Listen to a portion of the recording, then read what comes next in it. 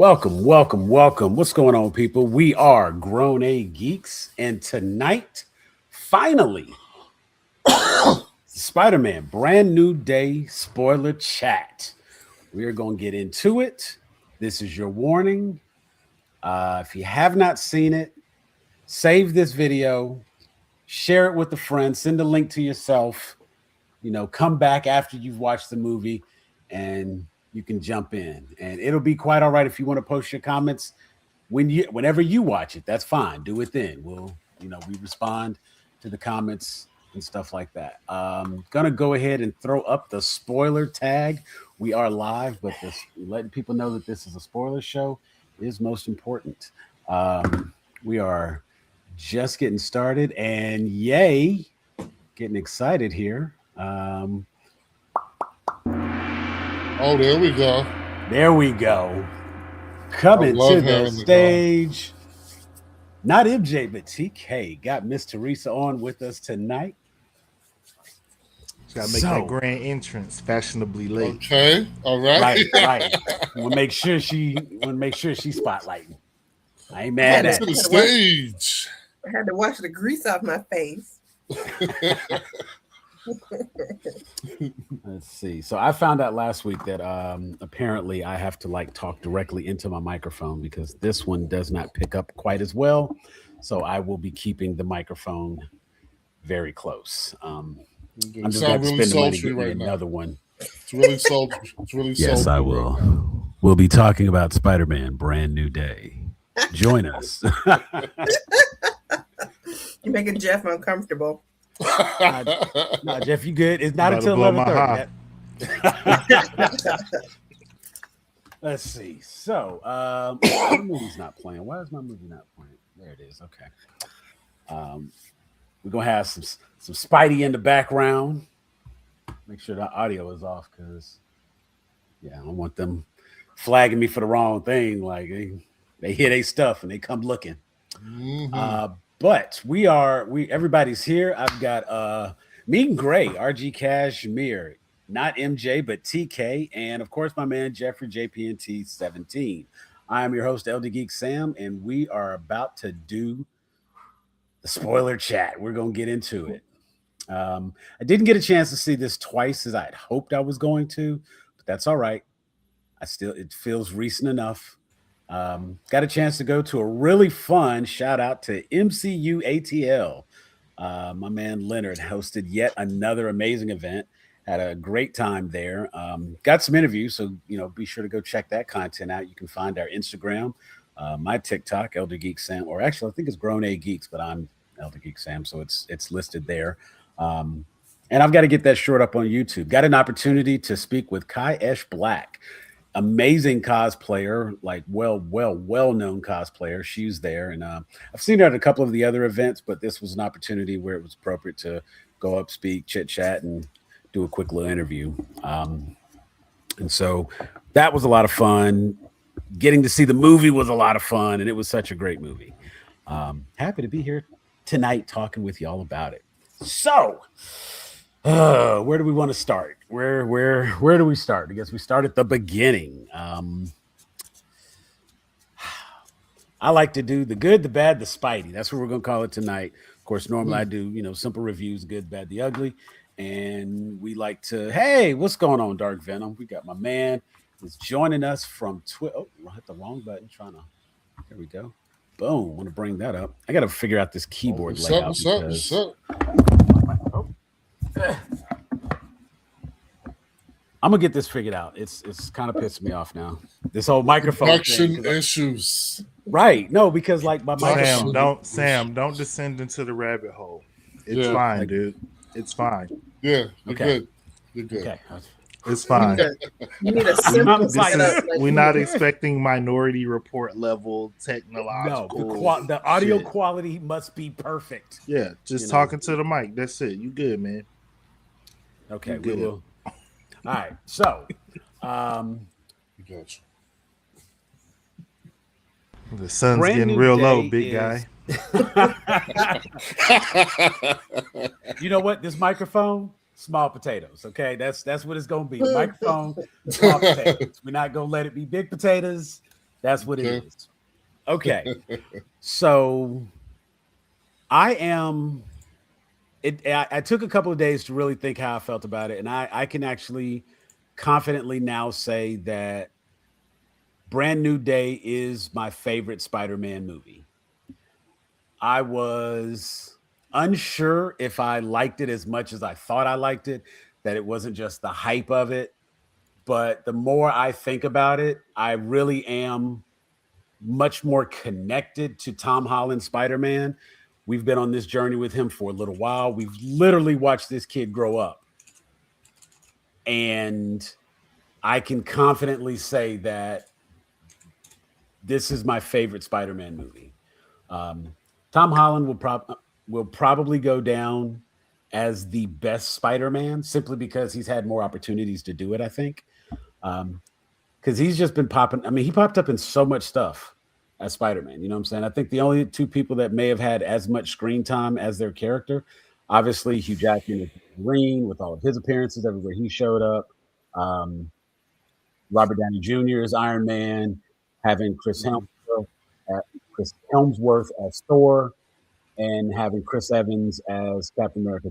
Those three are like they're the only ones who have those multiples like that. And then right after that, I think it's Tom Holland, because even like Sam Wilson, Bucky, you know, they didn't have as much screen time, and I don't feel quite as connected with them. And Spider-Man is, of course, iconic. He is easily one of the most recognizable heroes on the planet. Like it doesn't. If he's not the number one most recognizable, definitely top three. Like, and I would say he's most popular. I would say like Superman is most recognizable, probably.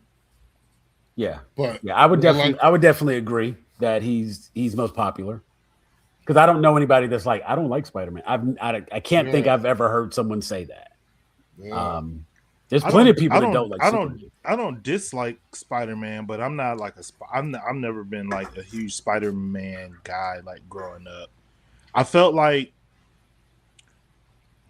about Spider-Man sometimes how I feel about Ferris Bueller, where it's like I'm watching the movie and everybody's rooting for Ferris Bueller, and I'm just like, this guy's kind of an asshole, a little bit.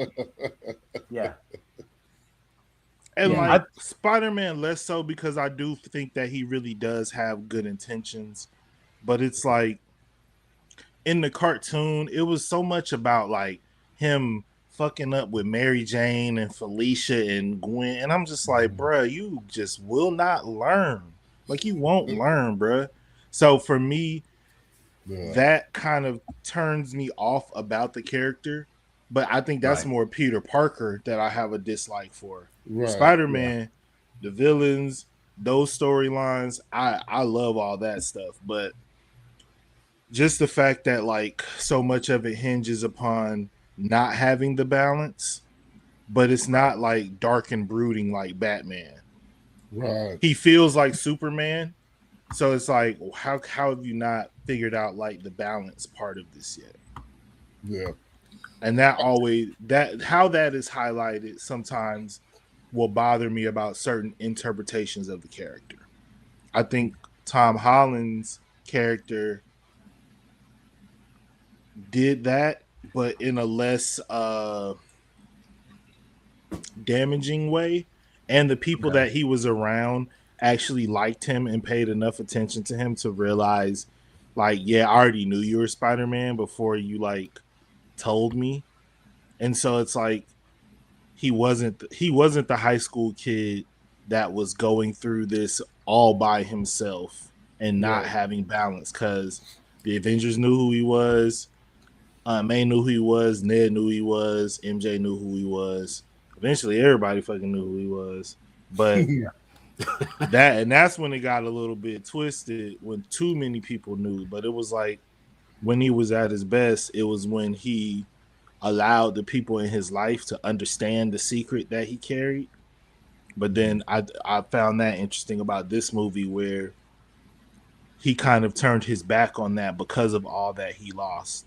And I think it in the beginning of the movie, we start with kind of like his assessment on everything that happened in that trilogy, kind of being like, the more people that know, the more danger they're in. And so now I have to like shut everybody out of this part of my life. But it's such a huge part of my life that if I shut people out of this part of my life, I'm basically shutting people out of my life, which is what he had been doing. So I thought that was a much more interesting way of handling the I'm always like fucking my personal life stuff up.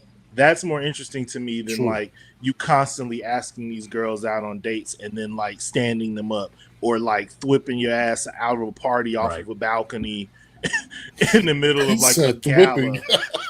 Right. Oh yeah. Now I saw it when he said that. Yeah, as soon as that's a word you can see.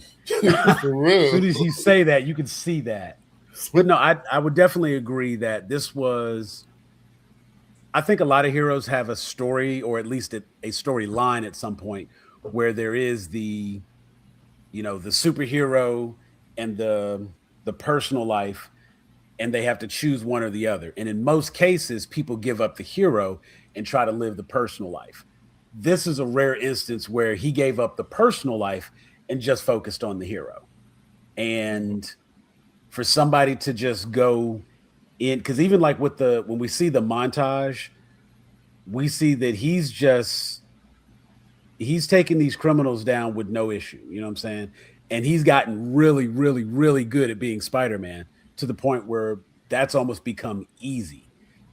He doesn't have a personal life. He doesn't socialize with anyone. He's by himself. He's especially not no white girls. Don't even try it, Becky. You know what I'm saying? Like, and the cute little girl, he turning down shit. Right, he turning down shit. Like he didn't even recognize what was happening. He had to do a double take. Like, wait, I said Peter Umar. Okay. He said, "I gotta move." No ice, no spice, no race. Only that mocha brown.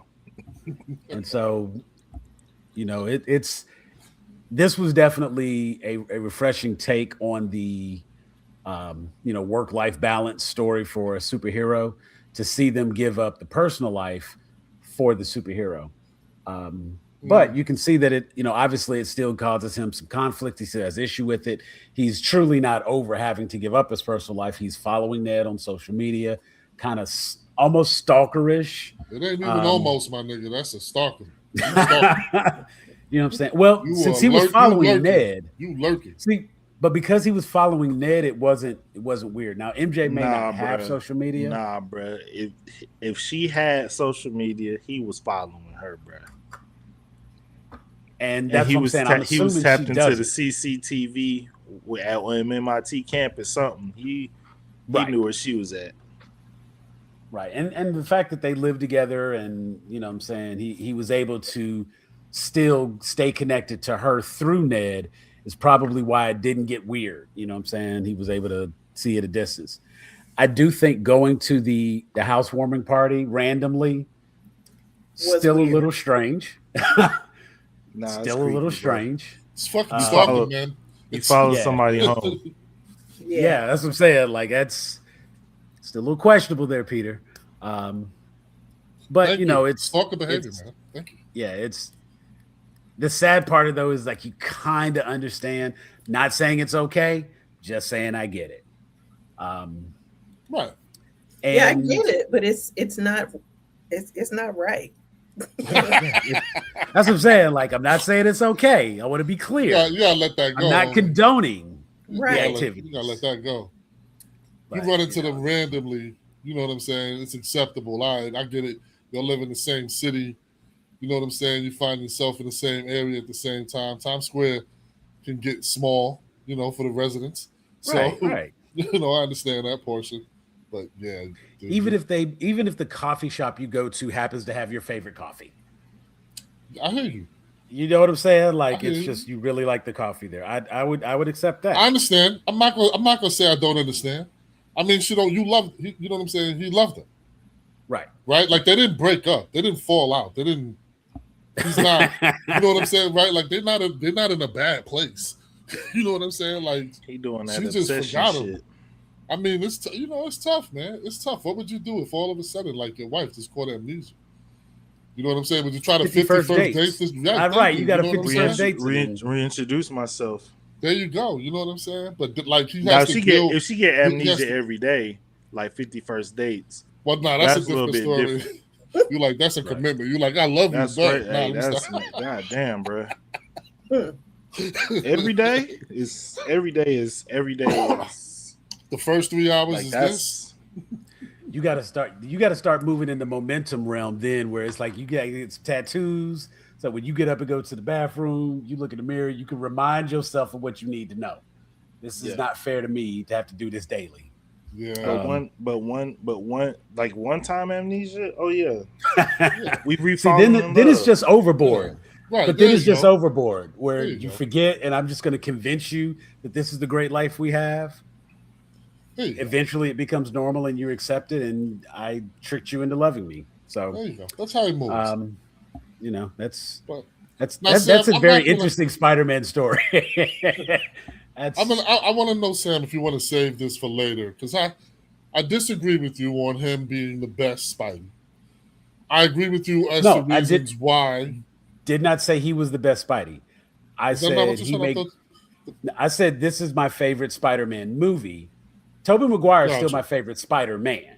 Oh, okay. I thought you were saying that he was. But I do think Tom Holland is, just because he's had so much time in the role, he will probably be universally recognized as the best because he's had so much time doing it.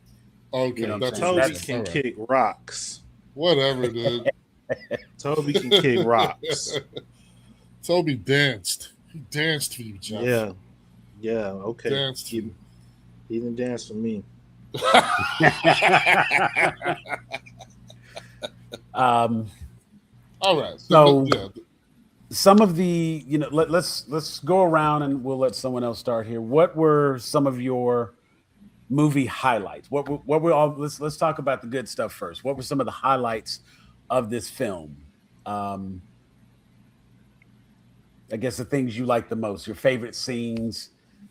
Let's get into the good. Go ahead, Teresa. You already know it's your turn. Yeah, but I'm thinking the only thing I can think of off the top of my head is it's kind of funny because if you've heard me speak on this Marvel TV and cinematic universe stuff, then you've heard me say that the Punisher is not my favorite because he's so violent and just so intense. Extra. Yeah, and Yeah. extra. But one of my favorite things about this movie was the relationship between Frank and Peter. They were Spider-Man because he doesn't, till the end. But their banter and just their relationship, and he gets to the point where he's like, well, I guess the guy is kind of my friend. Let me go help him. Instead of being Right. Antisocial. Middle antisocial and so like isolationist and so Sociopath. well yeah he's still nuts, but that's one of my favorite things is Punisher ends up being like comic relief, and he's usually very not funny. True. Yeah, Yeah, seeing good point. Punisher be a little more lighthearted and just less intense. Mm-hmm. That was good, and it did make me like. I already liked John Berthenol as Punisher, and it's very easy to like him in comparison to the other people who have played Punisher, because he does bring the right intensity to a character like the Punisher. Thomas Jane was just not convincing. I don't believe. I did not. I wasn't scared of that Punisher. He was a kindler, gentler. Right, like Punisher. I wasn't scared of that Punisher. You know what I'm saying? Yeah. Like, bro, whatever, move. Back in the day, Dolph Lundgren was like, big Russian giant, so he felt a little scary. So, you know what I'm saying? He was okay. I did like He killed Apollo Creed. Right. Like he definitely is Of scary. course, he was scary. Like I said, yeah, he was scary dude. Beat a nigga to death. But then also Ray Stevenson. I liked Ray Stevenson's Punisher Warzone. Okay. I did like that one because that one was a little bit more intense. It had the seriousness that's associated with the Warzone comic. So that one was good. But John Berthenol's just been. It's still funny because it still looks like watching Shane be the Punisher. But I think he's got enough separation with this character because there's an intensity there that Shane never had. So, yeah. But I would agree. Punisher was a good addition to this film. And I feel, appropriate enough because it stayed kind of street level. Mm-hmm. It didn't get into there were no big potatoes in this case. So it was appropriate to have Punisher be the guy in the way and also helping. So I did like that. RG, what were some of your highlights? I almost have to ask you if you liked the movie first, but I'd be shocked if you didn't. So nah, you'd be smart on this one because I'm on the fence about this one. Like I enjoyed it when I was in the theater. I really enjoyed the movie. But I gotta agree with Teresa. Like the highlight, right? Like the best part of the movie to me was Punisher and Spider-Man. Like their scenes together kind of really made the movie. They gave the movie a chance to breathe. Like things were kind of happening, but their conversations kind of gave some space and added a little bit of levity to the movie where just everything wasn't so just the stakes weren't so heavy. Like, oh my God, is she gonna kill somebody else, or is this gonna happen? Is this gonna happen? So the danger level increased very well in the movie. I will say that. You know what I'm saying? Like the stakes did keep increasing very well in the movie. So I did enjoy that the movie actually had a very good dramatic progression to it. Where it just you kind of I did want to see what happened next. I did want to see how he was going to solve certain problems and things like that. They did a good job of introducing shit and then making it pay off. So, I'm always a big fan of that. Consistency in the story is always a plus for me. So, very glad about that. But yeah, it's got to go with them too. It was just that they just gave their conversations were the one that were more memorable. I feel like him, like he was the anchor to the movie to me. So I that's what I got. okay, cool. Jeff, what were some of your highlights for the movie? What were some of your positives? What things did you like? I think that so Dark Venom just put up a comment that actually the first one or the second one? The second one. That actually one of my highlights actually is a response to this. So at least the second part where he's talking about Jean is that also why did we make Jean an asshole in the beginning half of the movie when all she could have said is, hey, Spider-Man, they got my sister. I need your help. Okay. So yep. I think that one of the biggest things that everybody has been concerned about is how do you introduce X-Men in a world or mutants in a world where we've had the Avengers, the Battle for New York, this, that, and the third. All this stuff has been going on.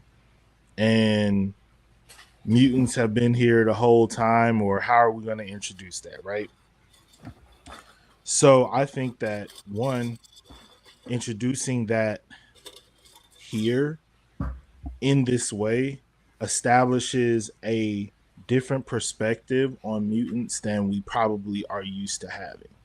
This is not an X-Men world. See, most of us grew up in an X-Men world where we understood that they were being oppressed and persecuted, and we just came in understanding that because the 60s, I was born in the 80s, so by like the lore was already established that like the X-Men are the good guys. They're misunderstood by swaths of society and they're fighting for acceptance, right? This is an Avengers world. Like, we know our heroes. We know most of their identities. We're not thinking of the idea of all of a sudden teenagers are going to start developing superpowers is not something that in this world that has been established in the MCU is going to be met with acceptance. And so Jean Grey does not see Spider-Man as an ally because Spider-Man works with the police. Spider-Man works with the Avengers. Spider-Man works with government agencies. The last time she saw her sister was scooped up in a black van by a government agency. Of course, from our perspective, in the Avengers side of things, we're going to say, but Spider-Man's a good guy. He would have helped you if you would have came to him. But she's on the other side of that. And so what this world has to do is establish the tension of the rise or the discovery of mutants. Yeah. And I think that introducing her from our perspective as a threat, even though a lot of us know who she eventually becomes, but the reality is for most mutants at her age, this is how they experience society. Yeah. And this is how they have to navigate things. And there's not a lot of stories about the Avengers going and helping mutant kids and protecting them. Usually the conversation is, you motherfuckers ain't doing enough for us. Right. So that's something that we have to build up to, but just based on the perspective of all the worlds that we've had so far where all the heroes are loved and accepted, the mutant thing is going to have to be established in a different way, and it has to be adversarial in a way. Mm-hmm. Yeah. So I think that now we're introducing all of these things where before, yes, there was a little bit of distrust of the government, but on the mutant side of things, we don't trust none of these motherfuckers. There is no shield. Right. You know what I'm saying? Right. It's like, so now we're starting to establish agencies where these governments agencies are the bad guy. Because what does Spider-Man do first? He's like, I work with the cops. I got this good rapport, right? So when I go to damage control, of course he's telling me the truth. I'm Spider-Man. Right. Then you get in your fight and you see they got a Spider-Man web dissolving gun. You realize niggas been lying to you and not telling you the truth. Like, he's having the experience that Jean has been living in her whole life. And I think if you watch the 90s animated Spider-Man cartoon, there's a really good crossover episode with the X-Men. And the conclusion kind of is that Spider-Man lives on the edge of both of these worlds. Yes, he's a mutate. I mean, but he has like a very volatile mutant DNA strain in his body that like can go haywire at any minute. So he also understands the plight of like the mutant as well. But he's not like, you know, really down with just secluding and sequestering himself from society. He's cool with still being a human and living amongst the people and doing all that. So yeah. I think also establishing him as kind of our Iron Man, where he is. I always kind of thought they would probably try to establish him in that Captain America role, where it's like you're the moral center, you're the beacon of hope that we always turn to. But actually, he's like more like Tony Stark, where he's like, I'm fixing problems, but sometimes the way I fix problems cause more problems. Right. And this inhibitor inhibitor is like on par with creating Ultron accidentally. Yeah. You know what I mean? So and because Oppenheimer. it's a lot of that is because of like you mentioned before, he has good intentions, but he's very irresponsible with how he does things because there's a certain level of naivety that exists because he, as Spider-Man, perhaps he does think the best. He does think people are good, and The police he are doesn't. good. Right. You know what I'm saying? He thinks people are redeemable and wants to give everybody the benefit of the doubt. And because of that, he's very naive to what people's intentions could be. Because his intentions are good, he thinks other people who are in the role of good are going to have equally good intentions. And I think that's why he was willing to, work with Metzger. So just because, you know what I'm saying? Like, oh, he was really nice and he spoke to me nice and he let me in. And, when I asked about something, I don't know if Peter Parker can do a lie detector bit. I don't know if his Spidey sense would work that out. Maybe if there's any kind of ill intent involved, he could kind of trigger it that way. But I don't know that he'd ever been like a lie detector. Daredevil would have been able to tell if he was lying or not. We would know because of the heart kind of thing. But I don't know if Spider-Man has that. But, he asked a question. The guy seems to give a genuine response. And turns out he really didn't know what VMAX was because he had never put himself in that position to see VMAX. So, because VMAX wasn't a thing. Right. Oh my God. It wasn't a thing. Oh my God. But the reveal of what VMAX was, that was hard. It was a trigger. Right. Absolutely. Now I think one of the really good things that I like, and this is kind of what you were mentioning with Jean Grey and just the introduction of the X-Men,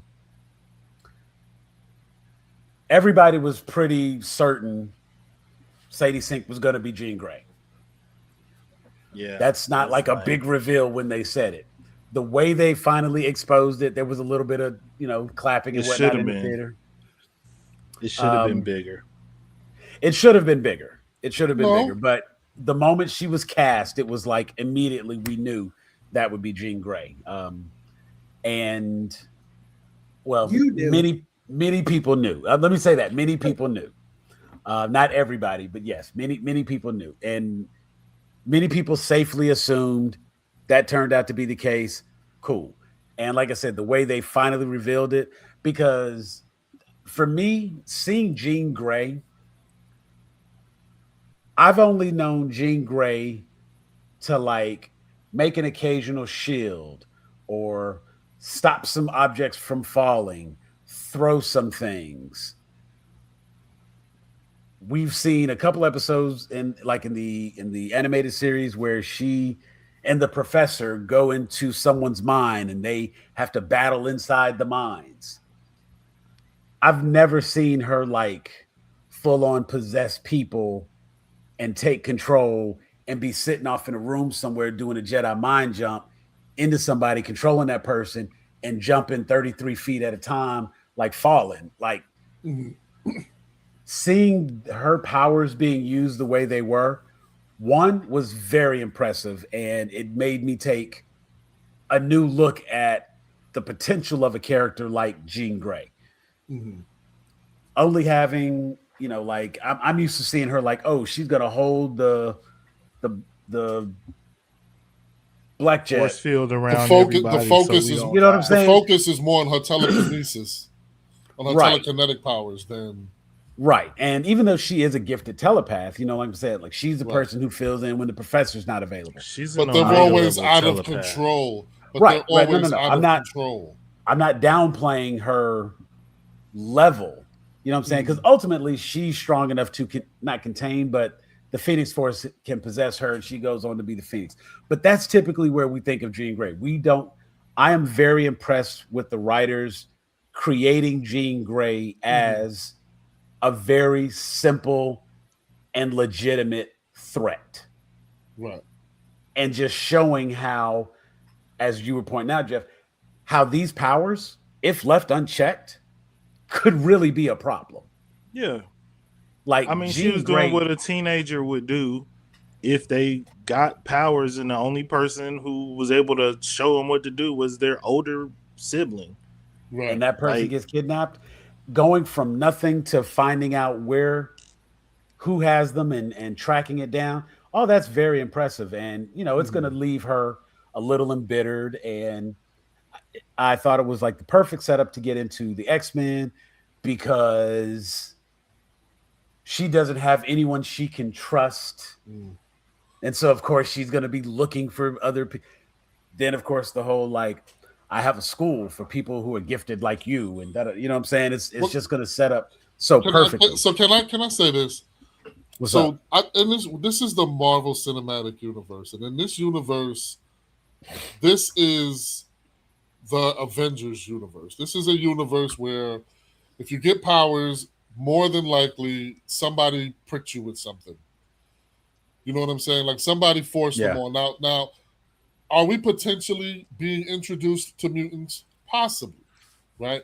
But we have they've given us no clue or hint that mutants have existed in this universe that we've been watching. For sure.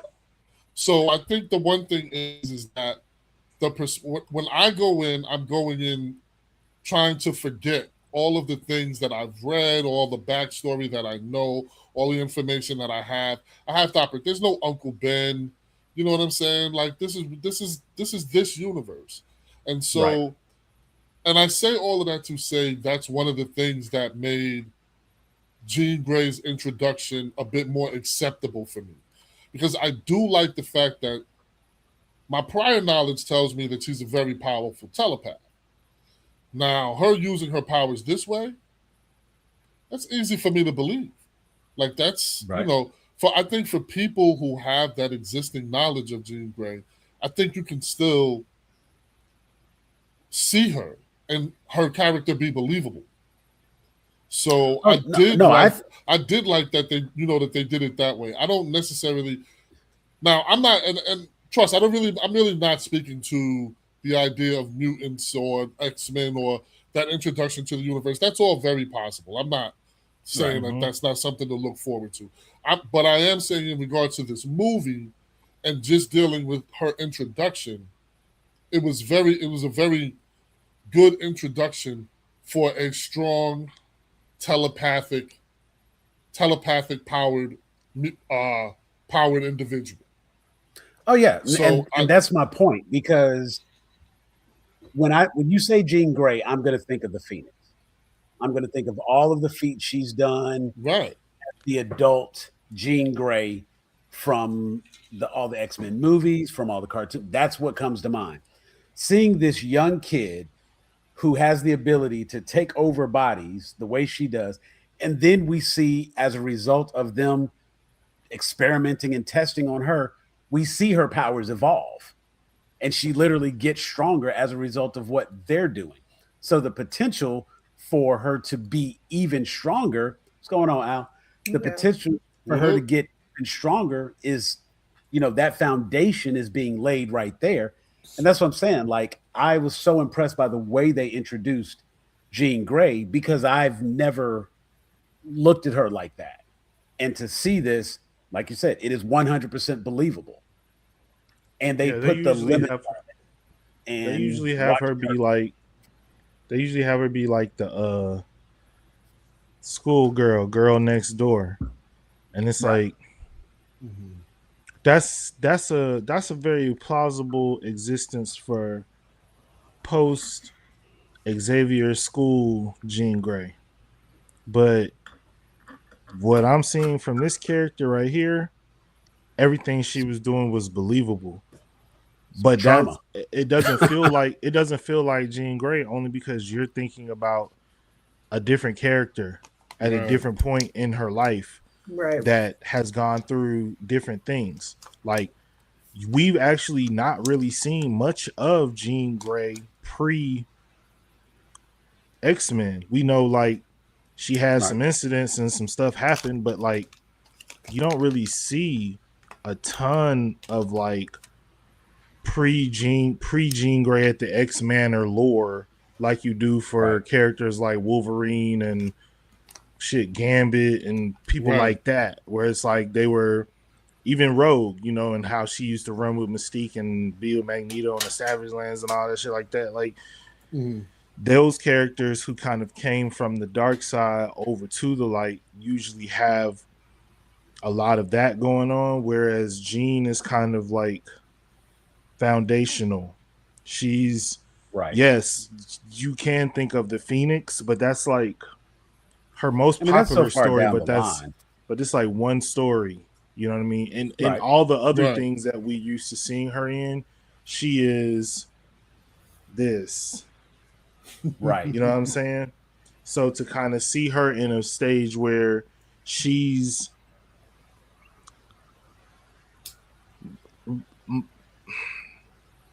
real and tangible, Yeah. like she's using the only thing she knows to try to like find the only person in the world that she thinks actually cares about her. So I think I'm not, I don't even really want to talk about like the people who trying too hard to dislike this movie, but I do think some of the like frustration that I've seen with this being an introduction, like a slow drip to like X-Men and doing it in Spider-Man's movie and Spider-Man not having his own stuff and he always got to fight other people's villains.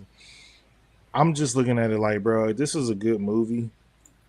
I think for people who do not have any sort of connection to X-Men and don't understand who Jean Grey really, really is, this was still an introduction to an interesting character that you were left hoping to see again, whether you know who she is or not. And I think that's a much more important feat because when they start doing this mutant shit, it's gonna be like I was watching X-Men 97 again today, and I was just looking at all the episodes. I'm like, there's so many cameos and just people on the side that have like cool stories that we're never gonna like be able to delve into on this show because there's so many mutants. Yeah. Once that kicks off, you know what I mean? So you did a good job explaining to us the super soldier serum. You did a great job explaining to us like Shield and how Natasha and Clint came through. You've done a great job of explaining Asgard and how you've got the 9 realms and how this and the whoop de whoop and you'll have the hammer and all that shit. We've gone through all of that stuff, right? This mutants thing is just as, if not more complex. And so you're going to have to slow drip it. The same way they randomly just showed Clint Barton in Thor. He didn't have nothing to do. He wasn't anywhere near as consequential to the actual plot of the story in that as Jean Grey was in this. She was an actual character. They gave her something to do. She had a character arc, and we want to see more of her. And we want to know if there's more people like her. We didn't get the backstory or explanation of the mutants. Why? Because it's a Spider-Man movie, not an X-Men movie. So overall, I really, really enjoyed this movie. I'm not a huge Spider-Man guy. I think that this is I think Tom Holland is the best Spider-Man because he's the best at being both Peter Parker and Spider-Man. I think that Spider-Man 2 probably is still a hair better than this for me, only because Alfred Molina's performance, the train scene, I mean, it's really, that was just, I didn't even like Spider-Man. I didn't even like Tobey Maguire. I was like actively like against seeing any of the movies. And after seeing that, I was like, fuck, like I can't even pretend like I don't like this. So I have that a hair, but I still think Tom Holland is the best Spider-Man. He's my favorite Spider-Man. He's made my favorite like series of Spider-Man movies. I can actually rewatch them multiple times. Not the last one so much. Just a little too heart wrenching at times. But like the first two have happy endings, and I can watch those. So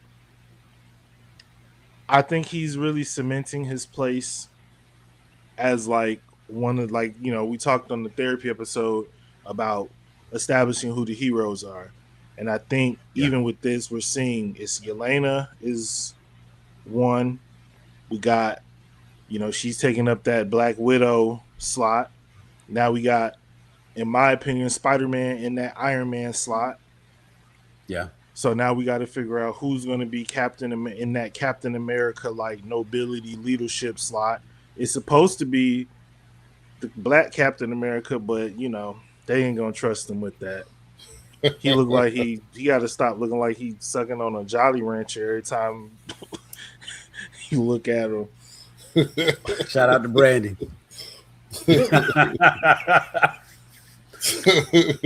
Now, but I think you had something you was going to say a second ago. I saw it on your face. I want to know.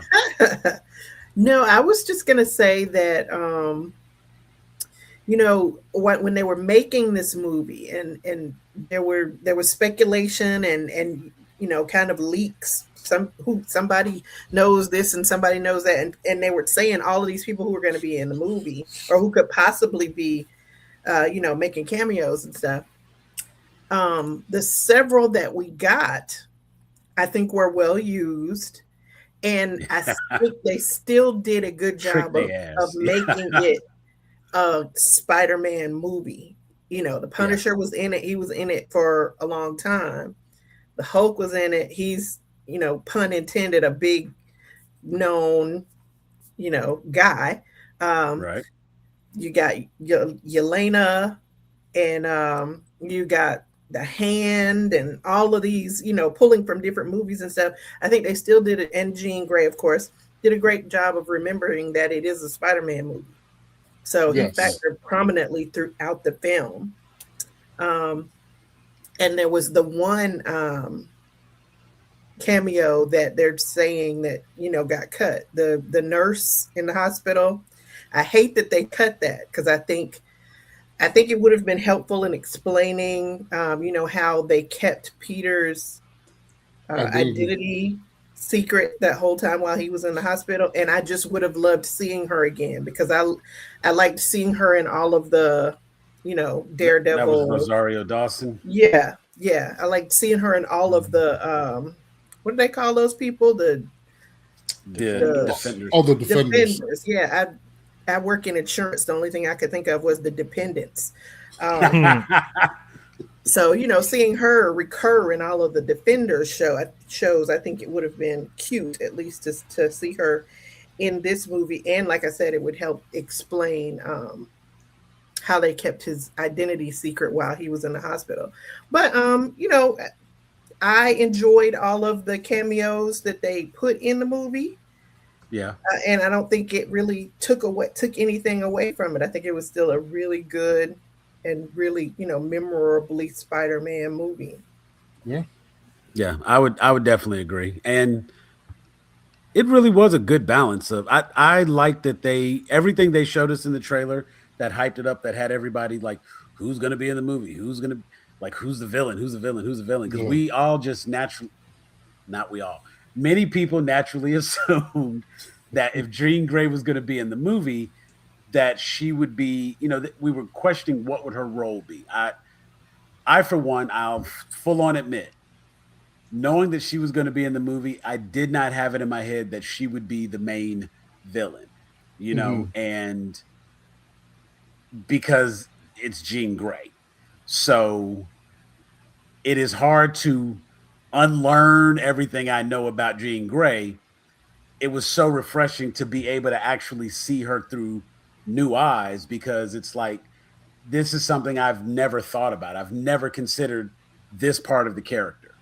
And it was refreshing, and it was good. And of course I was like, oh, you know, I bet Mr. Negative's going to be in the movie. And, you know, I thought that, like, honestly, I was one of the people who believed, based on the Far From Home movie poster where Spider-Man was at the top and there was the big gap at the bottom that somebody else would be in this movie because of the hand.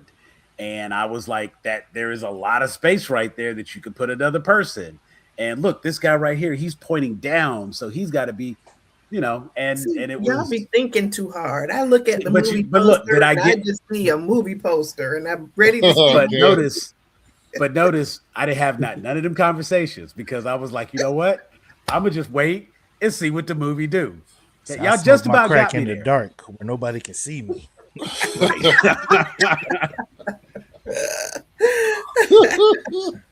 Tell you, like, I wait till I'm off camera in the back porch of my phone. Like, see, if you look at it right here, you can see, I go into the dark web message thread so I can put all my theories out there. I'm gonna have to do like you, Teresa. It ain't y'all. right. Okay. Who's y'all? It is We're gonna do it. 1/4. We're gonna It do is it. We're gonna do it. 1/4. We're gonna do an intervention like Sam. And the funny part is, whether you know it or not, Yeah, y'all y'all actually gotta have have one of done them the damn shows with him. intervention. Notice at this point, I'm just like, I'm looking at what's on the screen and just looking at that. And I have to say, I'm enjoying shit a little bit more. How's it I was feel to be already free, enjoying brother?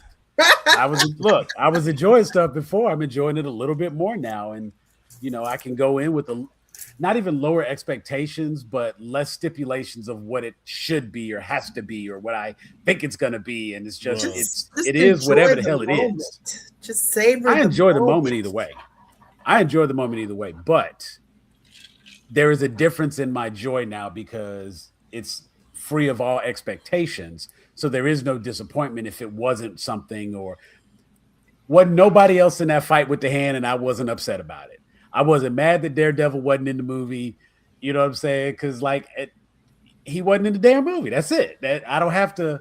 There was no speculation, and well, if they got Tombstone, then maybe they have that. No, just what did they?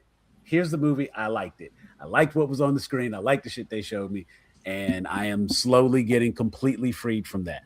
Not gonna stop speculating and trying to theorize because that shit's fun. There you go. But I've learned to completely separate that part of it from the actual enjoyment of the I'm off the freebase. I'm off the heroin. But I'm gonna still smoke me a little joint every now and then. Look, I ain't going cold turkey now. Damn, I'm working on it. Now, so we've talked about the good. I think there was a comment here. I want to say, boom. Oh yeah. We got the actual Hulk back, and that was a nice treat. I didn't care for Professor Hulk myself. I don't think anybody really did. That was weird. So it was good to see Hulk. And to a question up here earlier that you asked, Venom, the tech inhibitor Spider-Man made will be fashioned to use against the mutants. I think that's a nice early, not even early Easter egg, but it's a nice seed to plant. Because technically, you could argue that Banner made it because Banner was doing he that had an inhibitor himself. too, yeah. And he counseled Peter on how to make his, so yeah. Now, the fact that Peter's was very tiny, very small, and could set like that, but of course, it had like the power constraints and stuff like that. They got to reverse engineer, and that's the thing. Like, nah, hold on, time out. Peter Parker bastardized the tech that he told Bruce Banner that Bruce Banner created. He asked him about tweaking it so that it can inhibit any ability, and Bruce Banner was basically like, "Don't do that shit, little nigga." Yeah, no, I mean, and he went and he did it anyway. So, and Peter Parker is at fault, and if they reverse engineer, I'm just making sure. He occasionally makes those decisions. If they reverse engineer, that's what I was saying earlier when I was like, Professor Hulk lane, I'm with y'all, but we got Peter is irresponsible, just like that is his. You said it earlier. The robot that is Ultron. That is his Ultron. He's irresponsible with it, and when he finally took it off, I ain't see him smash it. You're in the damage control building. You think they not gonna find that shit? Absolutely. Right, that's their job. It's literally their day job. And so, yes, I 100% believe that is a nice seed to plant. If it does come up later, it is going to end up being. I would be shocked. Let me say it that way. Too early. I don't even know how they're gonna do mutants as a whole, so I don't know what they're gonna do as far as college and whatnot. Y'all not trapping me with this theory. But I mean, it can be used against any powered individual. But right, it would make sense if they do go that route. It kind of bothers me when, like you just said, and plus I've heard from other people that Peter's irresponsible. I don't see him as irresponsible as much as extremely naive. Mm-hmm. And that was and operating in his privilege. Okay. So I mean, I believe that operating within your privilege and not thinking about the consequences as they would apply to other people is irresponsible. I think in this case specifically, it's a level of irresponsibility because he's already seen what damage control can do. He's already seen what damage control can do. Mm-hmm. He's seen when the alien tech ended up in the hands of regular people. When he fought Shocker, when he fought Vulture, most of the people he was fighting at the beginning had Chitauri tech. Damage control came in and rounded up all that tech. When he goes to visit Metzger, he's having a conversation. He sees the guy with the Shocker gloves, and he's like worried for the guy. And he's like, hey, just be careful with that. But then he goes and makes a thing. That. He just saw it, and maybe he hadn't had a chance to put it all together yet. It's not like it was months ago, and he's gathering all this information. He just saw all of that stuff on one visit to the DO, whatever it is. He's intelligent, not smart. Right. So, he hadn't really had a chance to put it all together in his mind yet. I don't think. I just take offense to I'm in opposition to the word irresponsible. Yes, absolutely. He was naive because, he figures he's working with the police, the street level police, and he's turning. Yes, you can be both irresponsible and naive. I'm saying he's leaning on naive, but they're not mutually exclusive. I got you. Right. Right. I don't think you have to be one to be the other, and you can be both. You can be either. He was used to working with the police. That when you go and you catch bank robbers and you can't catch jewel thieves and stuff, what do? You take them to the cops. The cops put them in jail. Thanks, Spider-Man. Exactly. Right. So he thinks that all cops are like that. They're all his friends. And he's been in the Avengers and he's worked with S.H.I.E.L.D. and and that's what I was saying earlier. Like, this is a very pro agency like you said, world. He's naive and he's privileged, even though he doesn't necessarily realize it. When I say privileged, some people are going to be like, well, everybody he knows is dead or whatever. That's not what I'm talking about. I'm talking privilege about as a superhero. Right. He doesn't have to fear the police because he's doing something that the police don't want him to stop doing. So of course they're going to be nice to him. And I want to back up to me on the irresponsible thing. And irresponsible implies that you were aware of the outcome and you chose to not make the better choice. He doesn't know the better choice. He has consistently shown that foresight is not his strong point.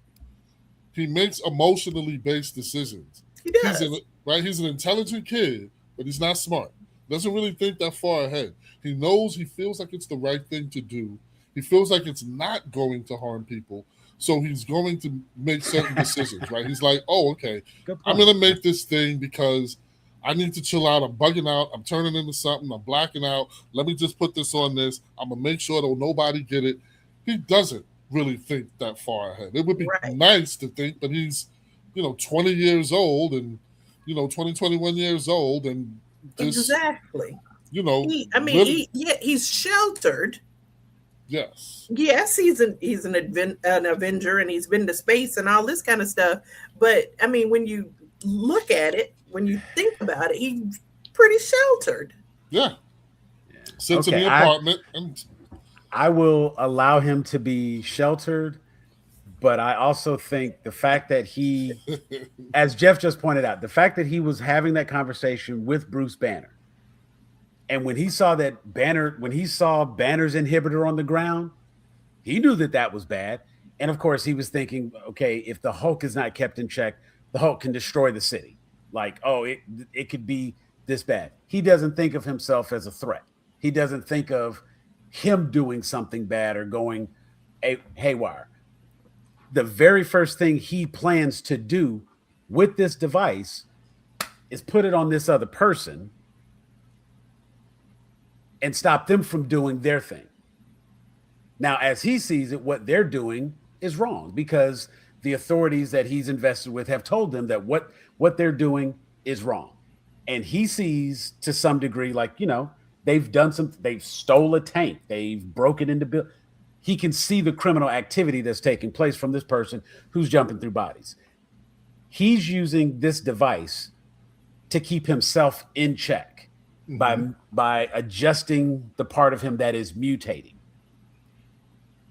And he knows that this is able to dampen his powers. He adjusts the other one that he's going to put on this other person to stop their powers. And as somebody who's been around a bunch of people with powers, we never got to see what Peter Parker's stance was on the Sokovia Accords. We know he was fighting with Iron Man, but he was just happy to be a damn Avenger. I don't think at that time, I believe 100% naive. I don't think he knew he was fighting on the side of good versus evil, because that's subjective. Alongside Iron Man. That's all. Right. Like, I will give you short-sighted. Okay, but I will not accept irresponsible. Okay, then I will meet you in the middle there, and I will say he was very short-sighted and naive in his actions. What you got, Jeff? Personally, I feel like I can't let go of irresponsible. Spider-Man's core ethos is, with great power comes great responsibility. His whole existence is about being responsible with the powers and the gifts that he has. That's his story. And, in the MCU, it kind of changes to, when you have the chance to help in the bad stuff and whatever the fuck he said in that one movie. But really, it comes down to Aunt May getting killed at the end of Far From Home, or No Way Home.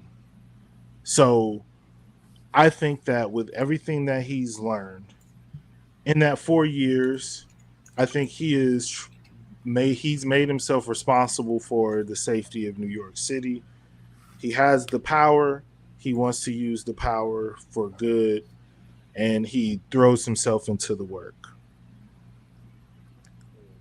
He consults the police. He doesn't just do his thing and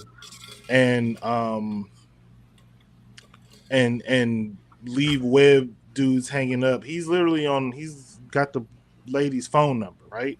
They're on I know who your kids are, and every time I'm talking, my kids are like, is that Spidey? Like, that's the kind of relationship you have with this. This is your Jim Gordon, right? I was about to say, you got that Batman Gordon relationship. So you have that relationship, right? And that relationship actually helps keep you ethical in some ways and beholden, right? You're not just taking criminals and killing them. You're not taking them to your own special dungeon lair and holding them. You're giving them over to the authorities. They're getting due process or whatever they get, and they go through the system. So he's now a part of the system. And so he has guidance and he has counsel through the actual police and the authorities.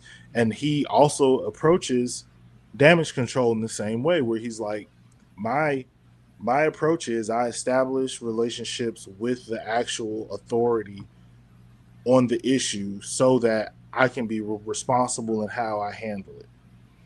When he talks to Bruce Banner about this inhibitor, that is to me the same relationship. That is mentor teacher. Right. And he ignores his mentor.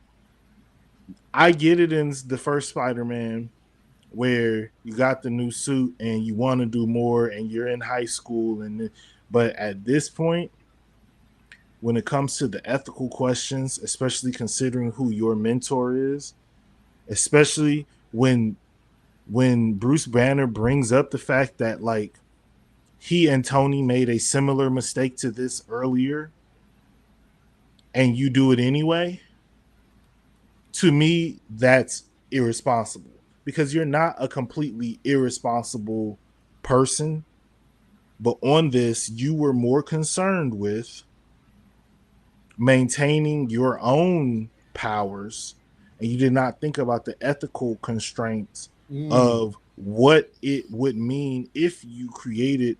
You could have just done your own.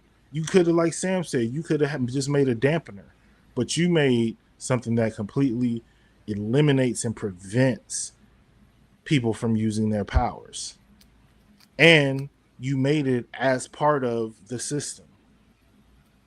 And so now you're going to have to deal with the guilt of what you created being used to harm people who you're going to come to find are actually not the bad guys that they have you out to think they are. And I have no problem with that. You know, you having to deal with the consequences of what you did. Mm-hmm. Of course, I have no issue with that at all. But, you know, I just maintain that he was thinking about himself in that moment, and he didn't know how to control, you know, when he went full spider. So he was trying to block it. And right. You know, going from that to tweaking it so that it can completely block somebody else's power, that is an issue. I mean, here's why I'm still not going to chalk it up to irresponsibility. I think that his reasoning when he created the inhibitor for himself is it wasn't to exploit it. It was because he was fucked up. I mean, the path to hell is paved with good intentions. I got you, but that has nothing to do. You know, here's the reality of the situation. As a gun owner, I totally understand the idea of his people. He invented something to help himself, right? Because he was going down in a bad way. Okay, so instead of, you know, his initial intention was completely altruistic, completely unselfish. Okay, and then his reasoning for creating one with a dampener is, we're kind of going up against somebody who we can't come within 33 feet of. So I feel like the situation calls for this. I feel like once it's done, okay, let me make sure. I don't feel like they're going to take advantage of this. He's hearing the stories. Here's part of the issue, that because they don't show more extended scenes of him with Banner to understand maybe what some of those conversations might entail. How much of a warning did he give him? Or did he give him some vague, you just got to do better, nephew type shit? No, he explicitly said, maybe you were trying to prevent something that, it was basically like you trying to stop something that is unstoppable. I got you. But it's a bit hypocritical of the Hulk to tell somebody to ignore a mutation in their body that is affecting them negatively. No, he didn't know that it was a mutation. He wouldn't tell him exactly what it was. He didn't. He wasn't forthcoming. Go ahead. And he only said that when Peter brought up the idea of making one that could dampen all powers, Because in the beginning, Well, he was just talking about isolating gamma, whatever, and then he was like, "Well, could you switch it to this one thing?" And he was like, "Yeah, so you could blah blah blah blah blah." But once he said, "Then if you really did blah blah blah, you could soup it up and basically you could stop any power." Right. And that's when Bruce Banner's like demeanor changed, Like had that the way whole... he started talking to him changed, because he was like, "Okay, if you're advise against that, young boy." Is what you can sum up how he came at him. I advise against that. That's vague. That's to a 20-year-old in the middle of some shit. You're talking about the same 20-year-old that built this fucking inhibitor. Right. Get this boy more credit. He is a genius. Peter Parker, intelligence and smart are two different things. I know a lot of. I'm not finna baby boy this white boy. Okay. He should have knew better. Not one who's been to space. He's been an Avenger. He's I'm not saying that it's not a bad. Everything he been through. I'm not saying it's not a bad. Peter Parker, I'm not saying it's not a bad choice. I'm not saying what Iron Man say. If you can't be nothing without the suit. I'm not saying he didn't make a bad choice. I'm definitely not saying he didn't make a bad choice. What I'm saying is that I can understand why he made that bad choice. I understand him in that situation where you're around. You don't watch this nigga get hit by a taxi. You know what I'm saying? This nigga get ran over by a taxi, and you're like, this nigga just told you, yo, I probably wouldn't do that. I advise against that. You really shouldn't do that. And it's like, I don't know no other way. You just flipped the fuck out and did some stupid shit. If I didn't do this, you know what I'm saying? Like, you know, I get why his intention is to, yo, this is a huge fucking problem, and nobody is offering any other fucking solution. And this shit would work. And it works. And because we're grown and we're adults and we have way more foresight than him, we are looking at the situation from, all right, that's irresponsible. You shouldn't have done that. You shouldn't have done that. But it's like, yo. All right, this is what I'm going to say then. If he can go through everything he went through, and this is basically, he's been Spider-Man in the timeline of the MCU 8 years, damn near a decade, right? Because he was Spider-Man all through high school, and then it's been 4 years since they graduated. We got 3 movies. If by this point, this dude is still making these kinds of like poor ethical decisions, he would not be as beloved as he is in the story. That's what I'm saying. Like, okay, I understand why he is distraught. He's going through shit, but at the same time, bro, you've been through too much for me to feel like, and I've watched your growth in all these other things, but you allowed the obsession of being Spider-Man, even after you knew the thing that's making you mutate like this is the fact that you are like doing this shit too much and you don't have a life and you are stressing yourself out, and that's causing your mutation to advance. And he ignores that and says, it would be easier for me to build some tech to regulate that than to actually step away from this and like do the responsible thing for myself and take care of myself first.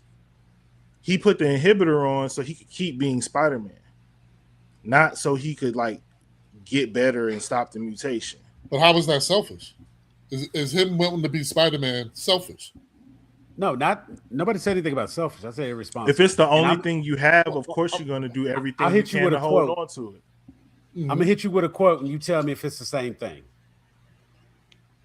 Can we agree that Tony making Ultron was irresponsible? No. Tony making Ultron was not irresponsible. No. What happened with Ultron was irresponsible. But if that shit never happened. But it was always going to happen because of the way that Tony designed it. The way we're having this conversation, it's not even about the quote I was going to hit you with, because I'm going to still hit you with it. Peter Parker wanted to put a suit of armor around Spider-Man. it's the same irresponsible action Tony Stark did when he made Ultron. I don't understand how that's irresponsible. Because there's no way that ever goes. I can't make right. it make sense for you. No, the fact that it never goes. The fact that y'all hit up in the chat whether or not you feel Peter was irresponsible or if he was just naive.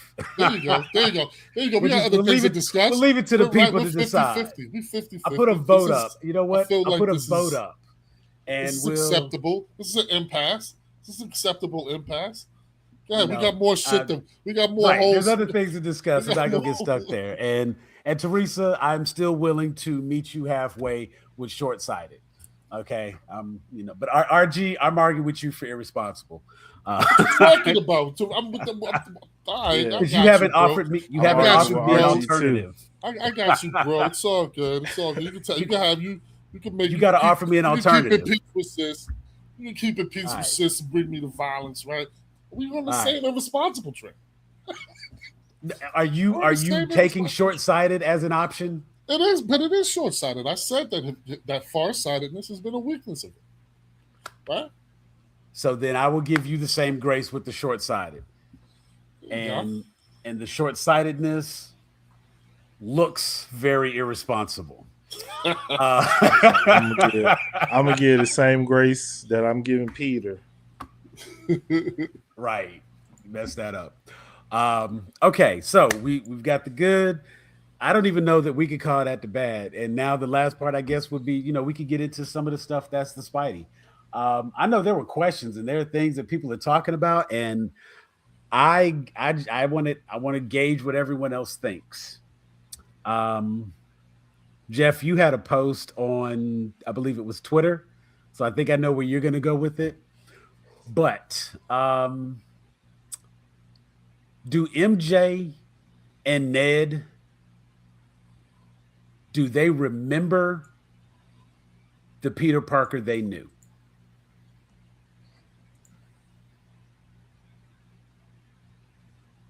With the handshake Ned did at the end, he looks up, he says, Peter.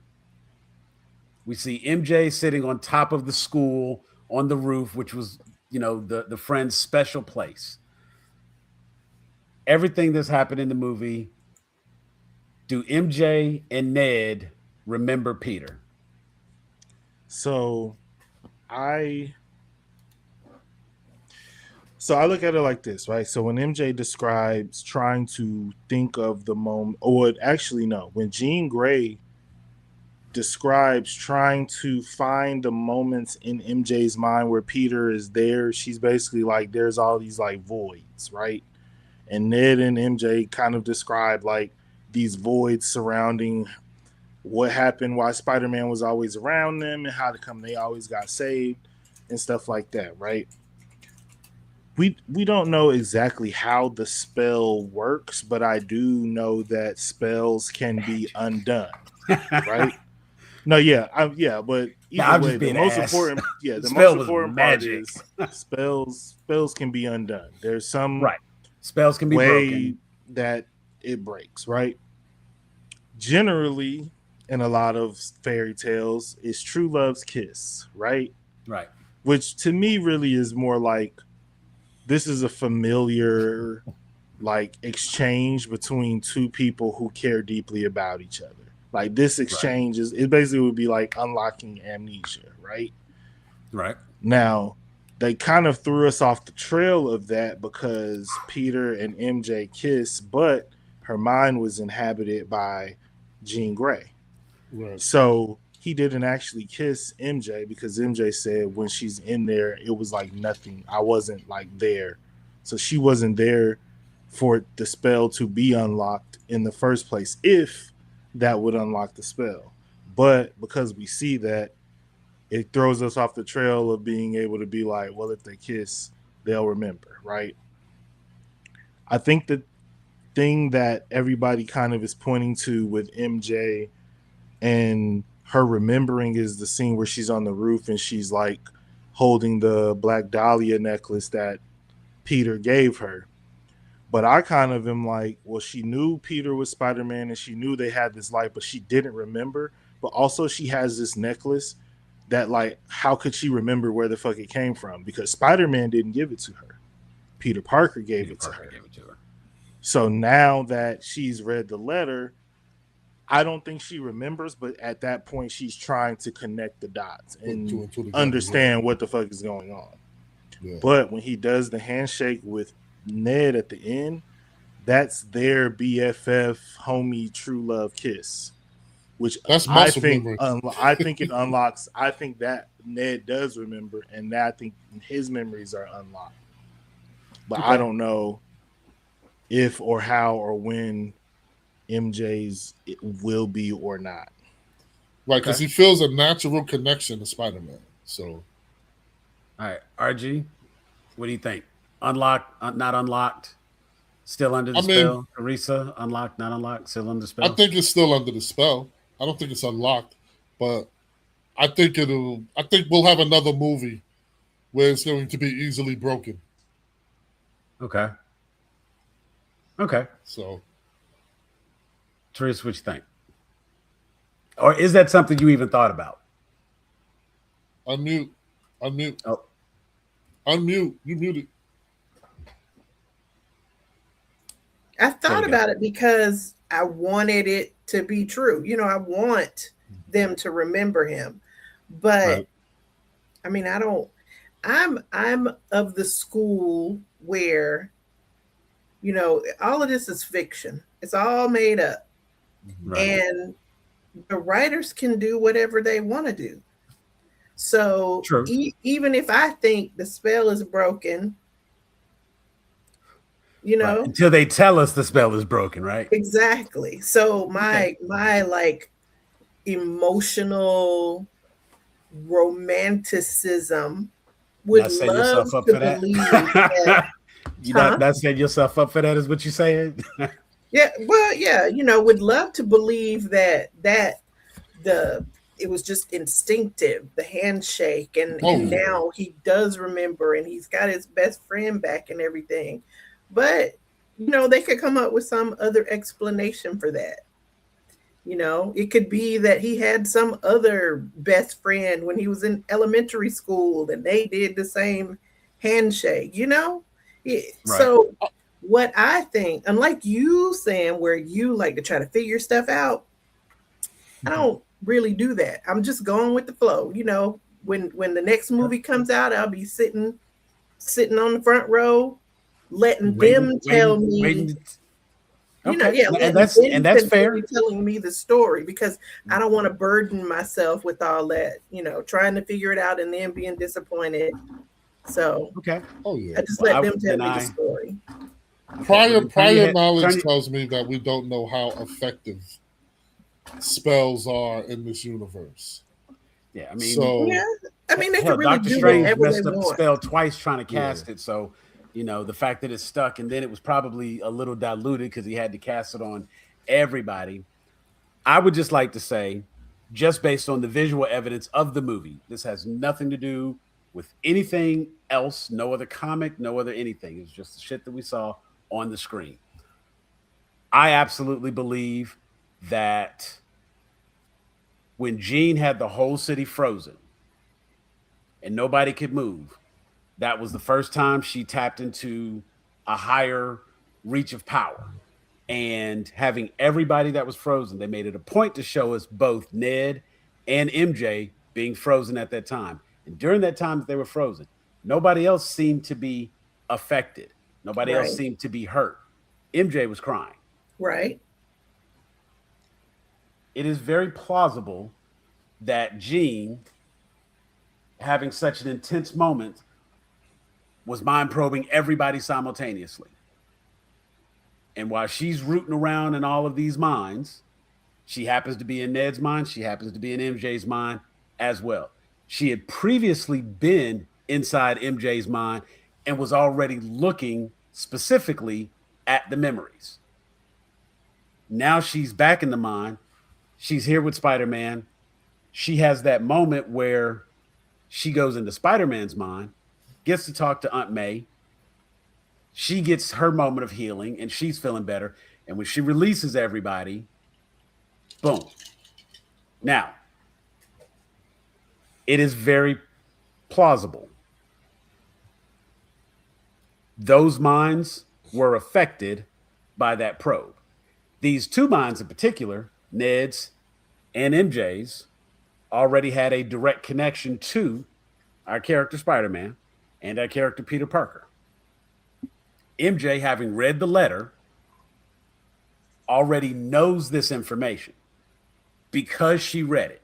Not because she remembered it, but because she read it.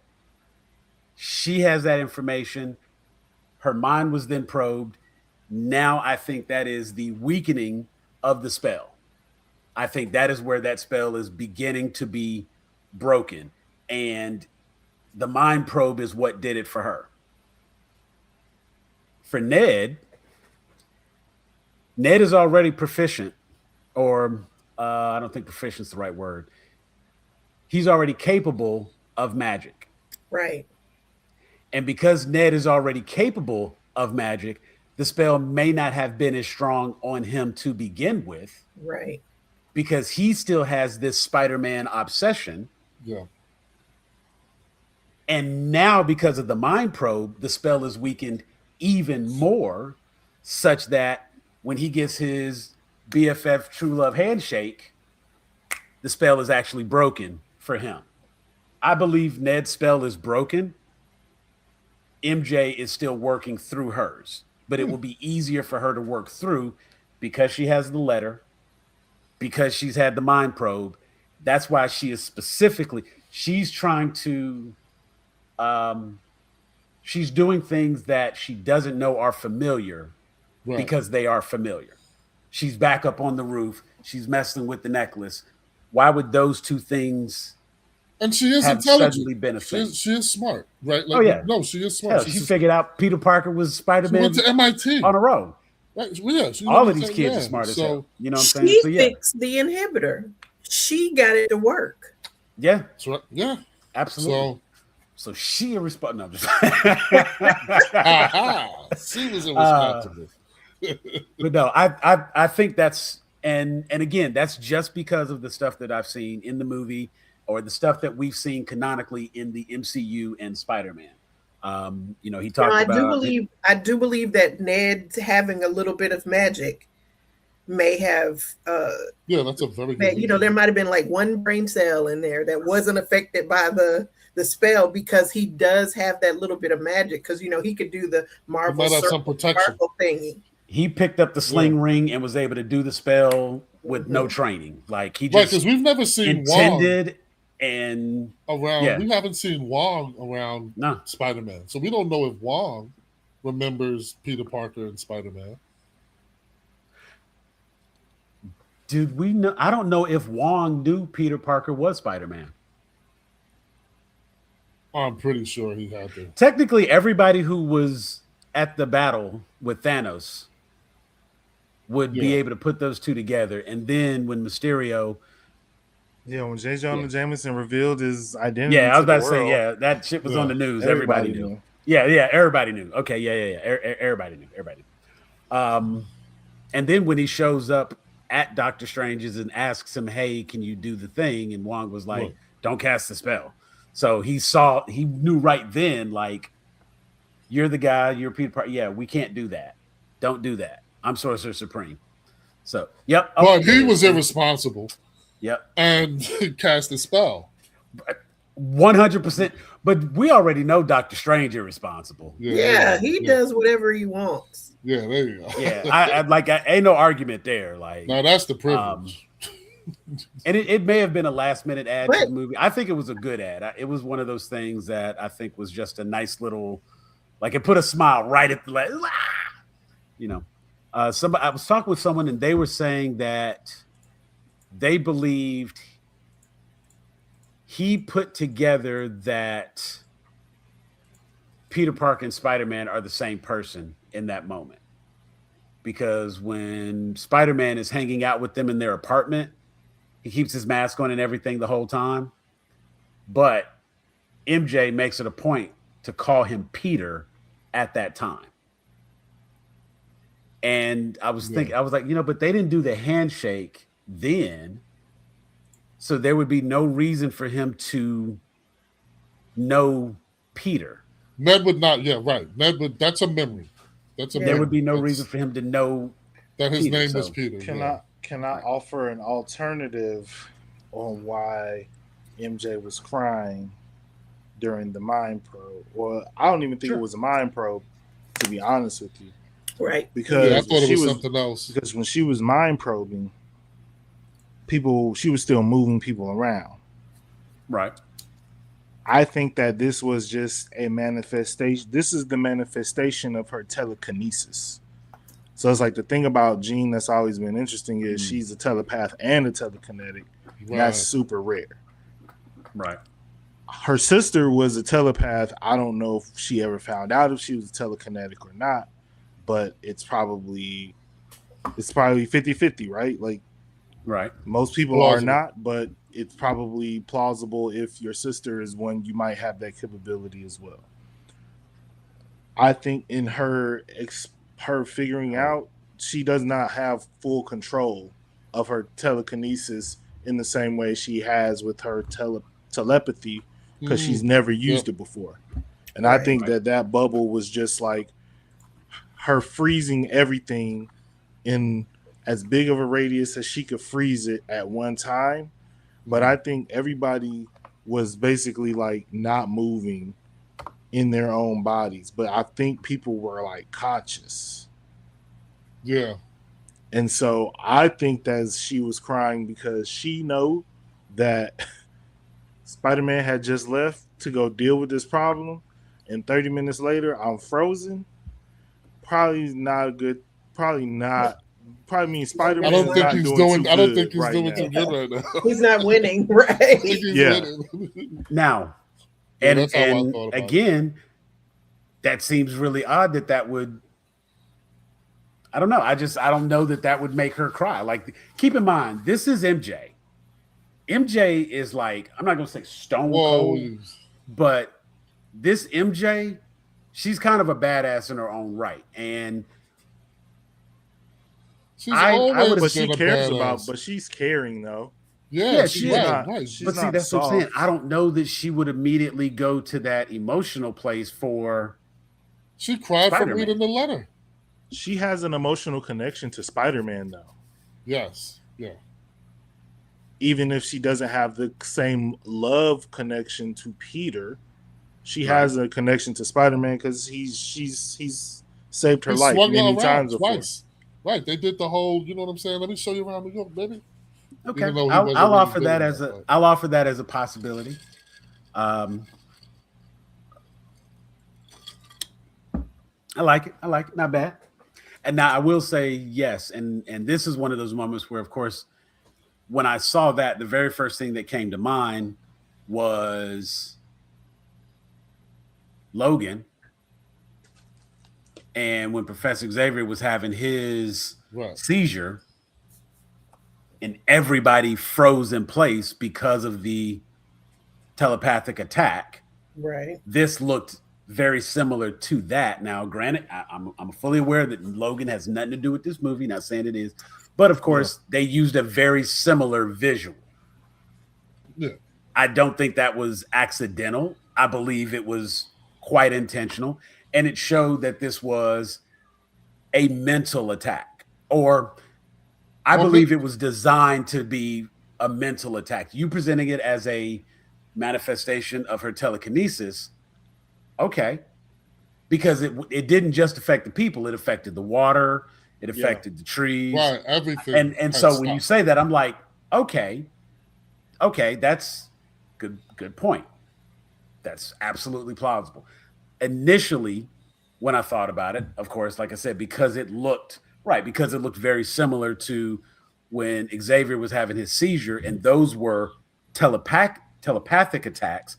The only person who could move from that was Wolverine or Logan, because, of course, his healing factor keeps his mind safe. You know what I'm saying? In this case, Spider-Man's Spidey sense keeps his mind safe. They're able to still kind of function. But didn't those people, weren't those people like in pain from Professor X's bodies, seizure? Yeah, they were. Like, where they were in pain. That's why I point out the only person who showed a reaction was MJ. The only And so person while that was the only person the camera allowed us to focus on. Okay, and that's what they showed you. They could have showed every one of them people crying or having some kind of reaction because they're scared, terrified. They live in New York and they've had aliens and all this other type of stuff pop out. These folks should be walking around scared 24/7. They didn't show any of those people affected. The only visual that they made it a point to focus in on was MJ's tear. And that's the point I'm making with that. And that's in your mind. You told me I had to start like showing out when I want to make a point, right? So it works, man. I just want to make sure you understand where that came from. It works. Go ahead. What'd you say, Teresa? No, I was just gonna say, in your mind, when they showed MJ and they showed the tears, so your mind is going, "Oh, MJ's crying. I wonder what that means." And I'm watching it, and I say, "Oh, MJ's crying." And I'm waiting for them to tell me the rest of the story. I'm not trying to figure it out because I don't know. No, and it wasn't even at that moment when I saw her crying. I saw her crying. It wasn't until we get to the end, and then we see the handshake with Ned, and Ned wakes up, and now I'm like, did MJ wake up? Well, wait, what? How did that go down for her? Well, she was on the roof. She was, and then I started. Oh yeah, in the moment, it's very like in the moment, you feel the emotion of it. You feel right. I was sad. You feel the emotion, but I don't try to fill in the blanks. That happens later. That happens after the movie. That's on the walk to the car. No, I'm waiting for them to tell me the rest of the story in the next movie. There is. Let me see. I'm gonna throw this comment up real quick just because it's topical. MJ is unlocking the spell in her own pace. Her drawing of Peter and Ned playing with Legos, her statement made me think that she's starting to believe that they were friends. I think genuinely she read the letter and she genuinely believed the information in the letter was true. I think she was also very clear that she is not in a position to reciprocate the feelings because she does not know Peter Parker. And because of that, it's like, I love you. Oh, thank you. Handshake. Right. You know what I'm saying? And that's essentially what she did because, like she appreciates that Spider-Man went out of her way to save her. Right. You know what I'm saying? And she recognizes that he saved her in the past. So she believes that there's obviously a legitimate connection. And she's smart enough to discern that what he's saying is, extremely plausible and has a high chance of being accurate. I think she don't have the data herself, and she can only go by what she does have. And since she has no memory of this, she can only go by his word that this is what it is. When she sees them hanging out, she starts to realize, like, you know what, this probably could have been. So I think, and that's why, and I agree. I think it is her.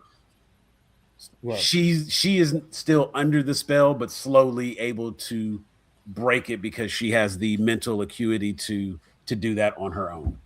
I feel like it's also too, I agree with you too, but I feel like it's also an eternal sunshine of the spotless mind type thing, where if there's one thing that they've shown about MJ over the different movies is that her personality is she's almost aloof, right? Like she's very much an introvert. So she's not this social girl that we all know. She's not this, the popular girl. She's not that. She was snarky, sarcastic. She was that type of girl. She wasn't the girl surrounded by a bunch of people. But she did always kind of have that connection with Peter. She was kind of drawn to Peter. They did kind of show how they developed, their banter and their conversations grew and their relationship grew over time. You know what I'm saying? So I feel like being that was kind of who she is naturally. I feel like at this point, you lose the memory, but then you see this dude and you like him. Because you've always liked him. So we can believe that she's always liked him. That's, you know what I'm saying? She favored this nigga. All right, cool. Every time I see you, but it might feel a little bit more than just, I like this dude. It's like, why do I feel like I really like this dude? You know what I'm saying? Right. That she might be, you know what I'm saying? And then now you read this letter. And you read this letter and it's like, oh shit, okay. This might explain some things. I mean, to me, that's how I made sense of that situation when she read the letter and why it was so emotional to her. Because I feel like it couldn't have just been, I seen you that one time at the coffee shop, and then I seen you when you came to my housewarming party, and then we have this whole situation where you're saving my life randomly, you're telling me a bunch of shit, but I feel like I know you. You know what I'm saying? It just, to me, it was pretty logical the way. But she was very clear about the fact that she didn't know him. Right. But I'm saying she didn't. Right? She didn't. But she also didn't give, I didn't see any indication that she was like, man, I feel like I've known you this whole time. I feel like she was just got you. Yeah. Okay. I feel like she was just like, you saved my life. You seem like a pretty decent guy. Like, I found this weird letter. I'm out of here. You seem like distraught. You're still Spider-Man. So it's not like I don't know you at all. I haven't had any experience with you at all. Mm-hmm. I recognize that this is a sad situation. Do you want to just come up and chill, meet Ned, all that shit like that, right? Because I think what she's doing is she's offering the opportunity to say, hey, all that stuff that we experienced together, I'm sorry that you have to like hold on to the burden of knowing all that stuff by yourself. But like, we can move forward and like begin to forge a friendship. And I think the whole theme of this is like not doing it by yourself, which I think will lead into Spider-Man's role in the upcoming Avengers movie and all that stuff, because it's going to be all about teaming up and working together and whatever we got to do to hold hands and defeat them, right? So they've been slowly like filling our heads with the ideas of like people learning how to work together, whether it be Daredevil, whether it be Thunderbolts, whether it be Spider-Man having his different like relationships. Makes the dream work. Right. But I think his whole thing was also like on the emotional side, where that the scene of him building Legos with Ned, I think that's more like her seeing who he really is, even though he's wearing like the Spider-Man suit for his identity. Right. She's seeing who he really is, and it is like, oh yeah, they clearly were friends. This clearly was like a thing. And when we just are able to do like normal shit like this, this type of friendship can work and we can move forward. I feel like part of it is just like you sitting around all sad, watching them go through MIT through your phone while you dive into your work is the opposite of what makes you thrive as a hero. And you being able to build Legos with your best friend and hang out with the girl who you have a crush on is actually what makes you a better person in the long run and a better hero and in the long run. So I'm actually kind of interested overall in the idea of if the spell was even broken with either one of them. It could just be muscle memory and he doesn't remember, but he's like, that was weird. And it could be, but I think, and it could be like well, now I know where I got this necklace from, but I don't have the memory of it. I have the knowledge of it. You know what I'm saying? Okay. And that's what reading the letter was. It was the knowledge, not the memory.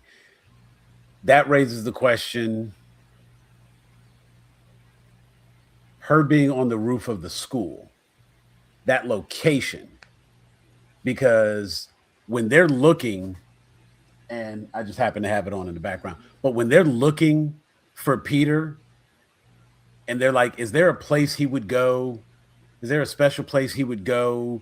For me, it was the top of the Empire. And they're like talking about like their spots and the best view in the city, all that kind of stuff. And she remembers that going on top of the school, that was a special place. I don't think it was an accident to show her on the roof of the school after whatever it was Jean did. That happened after. The handshake with Ned happened after that. And I just think that I saw a connection between them being frozen by her power, because the only thing they've shown us of her power up to that point was her being able to jump into people's minds and bodies, read through their thoughts, and that sort of thing. They were very clear about her power set in the movie. And so if you've been going the entire movie seeing that, and then after that's done to all of these people simultaneously, we only see one person show any kind of reaction to it. And then later we see that person who had that reaction in a special spot specifically for Peter. That can't be Chekhov's gun. That has to be exactly what it's showing it to be. And that's what I'm saying, just from what they have in the film. And that's also why when he did the handshake with Ned, it wasn't like, wow, how did I know that? He was like, Peter, that wasn't an accident. That was a very intentional thing. And so that's why I think for sure Ned's spell is broken. MJ, it's still, we have to wait and see. And so, One thing. Cool. With MJ, one thing that was just interesting to me, I don't know if it necessarily means the spell is being broken or what, but she and Ned worked. I don't know if Ned actually worked there, but she worked at the coffee shop. And working in that coffee shop, you're gonna see hundreds and hundreds, especially in New York, you're gonna see hundreds and hundreds and hundreds of gazillions of people. Mm-hmm. But there towards the end, when she was recounting, where she had seen him before, he had come to the housewarming party. And then she said, and you came to the coffee shop 4 years ago. I'm like, how the hell do you remember? She said 4 years ago? She did. Oh. She did. He probably came every day. But she didn't say that. She said you came to the coffee shop one time when he was going to give her the letter, but he didn't give her the letter because, for whatever reason. She said you were at a housewarming party and you came to the coffee shop 4 years ago. I'm like, you have seen 17 gazillion people in that coffee shop. But you remember that he came in? Yeah. How? Now that did perplex me, but not enough for me to lose any sleep over it. Look, I'm gonna sleep good tonight. Don't think I'm losing that. No sleep over none of this. And honestly, that's why I was just curious. That's why I was very simple. Do you think the spell is broken? Yeah or nay? And here was my reasons for why I think it is, and it's slowly becoming. But we gained some knowledge in this because I had to go. Now I'm having to go back and rethink, and I'm like, you know what? Yeah, the telepathy would have no effect on water. Right. Like why were the particles? Jeff brings up a very good point that, you know what? I'm thinking about it. The waves, the water froze as well. Right. Everything inside that bubble froze. Yeah. And so that is like, okay, that is, you are absolutely right. I have to accept that. That was definitely telekinesis. So damn. Okay, so I can't even say it was a mind probe anymore because it was clearly telekinesis because you can't mind probe water. You know what I'm saying? Okay, that's that. Damn. But see, this is why I got to talk to the smart rabbit people. holes have tunnels. You know what I'm saying? Multiple tunnels in rabbit holes. I need somebody to point out different things because I would have just been stuck in my own little thought. And it's like, damn, that's a good point. So now, sent them on another now I got to path. make it make sense another way. Okay. Them on another path. So. No, as soon as he said that, I was like, "Oh, damn, yeah, the water did freeze." So, that is telekinesis. That's a good point. But at the same time, it could have been both. It could have been both because she's Omega level now. See, because her powers were elevating in that moment. Do we have time for a pet peeve? Yeah, absolutely. This is the Spidey. We've done the good. We can kick back to some of the. I won't even call it bad, but what grinds your gears, RG? What you got? They did it again with the goddamn villain. Can you look? No, please, Stop please, because I want to know. with the damn redemption arcs sometimes. Now, look, I get it. I know why we had to have Jean Grey be sympathetic. I understand. I understand her story is sympathetic. I understand the way this happened. I got you. Even though I don't understand why a company like Damage Control would see you always hanging around your sister and be totally aware that your sister has powers, but somehow not aware that you have the powers to and not kidnap the both of you. Not sure why that didn't happen. But okay, you didn't. You let her get away. I got you. But can we just get somebody who's just genuinely bad? Like, you did the whole, the Scarlet Damage Witch Control thing. dude. It's not bad. No, the killed a whole of child. Damage Control. That's the villain. Damage Control. I'm not. There's a part of Damage Control that I understand why. I understand why. You gotta be prepped. You're rationalizing for the people who you want to rationalize for. I'm rational. I don't want to rationalize for them. No, I don't want to rationalize. You just want it to be the clear-cut villain for Spider-Man. I just want to hate. I want to legitimately watch the movie and hate the fucking villain. I can't hate Jean Grey. She getting motherfuckers hit by cars. She's throwing tanks at motherfuckers. Damage Control she got people getting shot. Damage Control is developing weapons to fight Spider-Man. That's anti-establishment, brother. I got you. Take up arms, brother. You can I'm not sure. Damage Control from the beginning to the end. Yes. I'm not saying they're not wrong. I'm just saying. But we already know that Dark Venom. Thank you. Dark Venom said guys. this earlier. Dark Venom said this earlier. Listen, and Jeff, I understand that you might be saying that, it's mutants. They don't trust anybody in the whole 9 yards. Here's the reality. Spider-Man has been known as a cool-ass hero. This motherfucker goes around New York just saving people all day. The city loves him. He's good. He's young. The whole 9 yards. You know what I'm saying? Or youthful. He's a youthful hero, right? Okay.